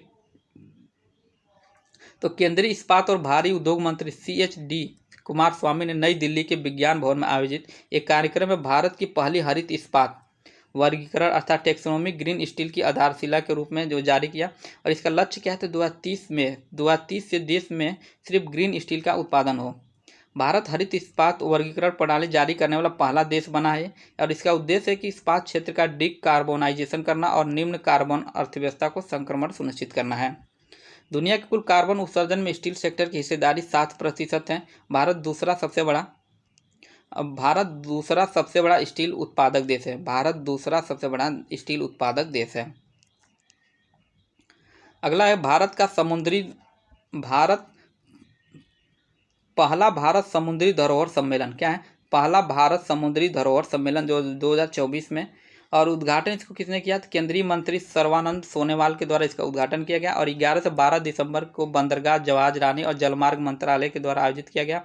और यह सम्मेलन भारत के समुद्री अतीत को उजागर करने हेतु देश की एक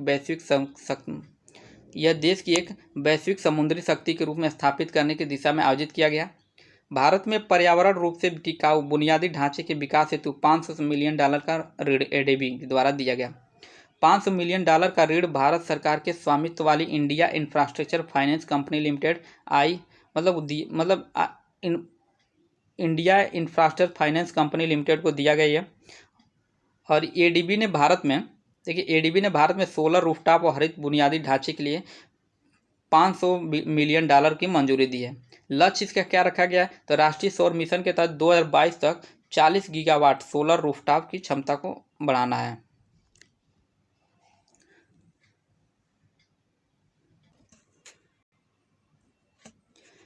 अगला भारत का 97वां बाघ अभयारण्य घोषित किया गया किसको, तो रातापानी को।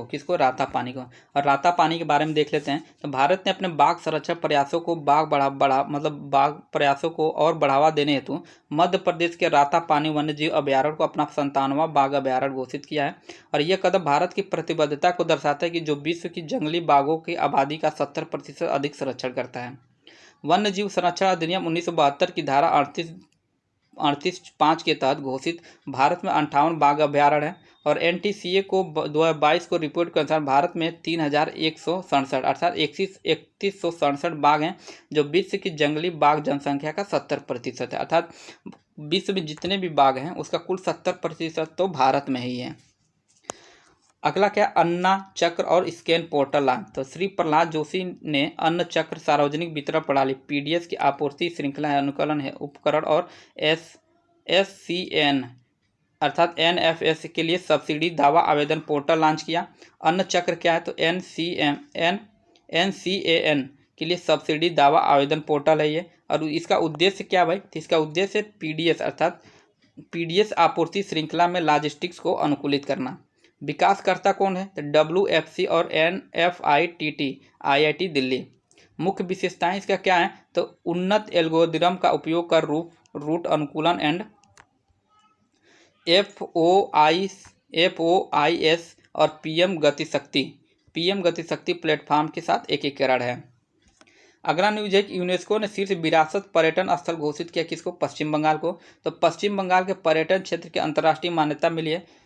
बहुत ही महत्वपूर्ण प्रश्न है कि अब पूछ सकता है कि किस राष्ट्र को यूनेस्को के द्वारा पर्यटन स्थल घोषित किया गया है। तो पश्चिम बंगाल के पर्यटन क्षेत्र को अंतर्राष्ट्रीय मान्यता मिली है क्योंकि यूनेस्को ने इसे हेरिटेज पर्यटन के शीर्ष गंतव्य घोषित किया है।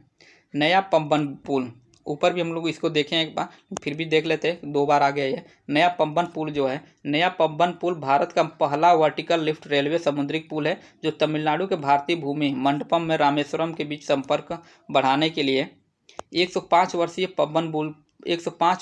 पम्बन पुल की जगह ले रहा है। और इसकी कुल लंबाई कितनी है? 2.05 किलोमीटर है। और लिफ्ट स्पेन की लंबाई कितना है? तो 72.5 मीटर है। और निर्माणकर्ता अर्थात इसको बना कौन रहा है? तो रेल विकास निगम लिमिटेड अर्थात RVNL इसका निर्माण कर रहा है। और इसमें कुल कितनी लागत लगी है? तो 535 करोड़ इसमें कुल लागत लगी है। अगला न्यूज क्या है? तो राष्ट्रीय उपभोक्ता दिवस 2024। देखिए, इस वर्ष के राष्ट्रीय उपभोक्ता दिवस नई दिल्ली में केंद्रीय मंत्री प्रहलाद जोशी द्वारा नई पहल के शुभारंभ का गवाह बनेगा। इसमें शामिल है जागो ग्राहक, जागो ऐप, जागृति डैशबोर्ड। और ये प्लेटफॉर्म उपभोक्ता जागरूकता बढ़ाने हेतु समाधान तक पहुंच प्रदान करने और उपभोक्ता अधिकारों के सभी के लिए सुलभ बनाने के लिए लक्ष्य रखते हैं। अगला क्या है? विकसित पंचायत कर्मयोगी पहल। विकसित पंचायत कर्मयोगी पहल क्या है? तो सुशासन दिवस पर डॉक्टर जितेंद्र सिंह ने विकसित पंचायत कर्मयोगी पहल की शुरुआत की। और इसका उद्देश्य क्या है? तो पंचायती राज संस्थाओं अर्थात PRIS सशक्त बनाना और शासन को विकेंद्रित करना है। शासन को क्या करना है? विकेंद्रित करना है।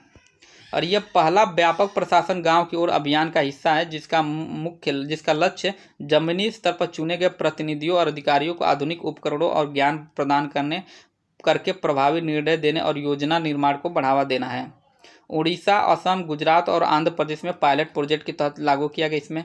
और उड़ीसा जो विकसित पंचायत कर्मयोगी के लिए पहला राज्य बना। शासन सुधार पहल क्या है? देखिए, तो डॉक्टर जितेंद्र सिंह ने आई गॉट कर्मयोगी डैशबोर्ड भी लॉन्च किया। क्षमता निर्माण के लिए 1600 ई-लर्निंग पाठ्यक्रम का शुभारंभ किया। और CP ग्राम्स वार्षिक रिपोर्ट 2024 जारी, जिसमें हर साल 25 लाख से अधिक शिकायतों का समाधान है। अगला बहुत ही महत्वपूर्ण ये खबर है, ये मतलब एग्जाम की दृष्टि से बहुत ही महत्वपूर्ण न्यूज है ये। वन नेशन वन सब्सक्रिप्शन पहल। तो पहल अपनी अनुसंधान और विकास क्षमताओं को बढ़ाने की भारत की प्रतिबद्धता ने वन नेशन वन सब्सक्रिप्शन अर्थात ONOS पहल की शुरुआत के साथ एक कदम आगे बढ़ाया। 25 नवंबर 2025-24 को घोषित इस योजना का उद्देश्य देश के उच्च शिक्षा संस्थानों, अनुसंधान केंद्रों में विद्वानों तक पहुँच का लोकतांत्रिकरण करना है। और इसका अवधि क्या कितना है? तो 2025 से 2027 तक। ONOS पहल क्या है? तो 1 जनवरी 2025 से शुरू होने वाली चरणों में सामने आएगी। और इसमें क्या है भाई? तो इनफ्लुएंट ONS के लिए प्रबंध प्राधिकरण है। और विकास भारत 2047 भारत की एक वैश्विक अनुसंधान नेता के रूप में देखता है। ONOS कार्यक्रम के लिए 6000 करोड़ कितना 6000 करोड़ रुपए का बजट आवंटित किया गया है। और कई विषयों में 1.8 करोड़ इसके लाभार्थी होंगे। सॉरी, ये 1 मिनट नहीं, ठीक है, कोई नहीं, अगला देखते हैं। देखिए, यहीं से अब राष्ट्रीय और अंतर्राष्ट्रीय यहीं पे सब है। और आगे भी इसमें बहुत ज़्यादा न्यूज़ है। और अगले 2-3-4 दिनों में मतलब 2-2 घंटे का वीडियो होगा, ये ख़त्म हो जाएगा, ठीक है। तो अभी तक आप लोग चैनल को सब्सक्राइब नहीं किए तो सब्सक्राइब कर लीजिए ताकि जब भी अगला वीडियो डाला जाए तो उसका नोटिफिकेशन आप लोगों को मिल जाए।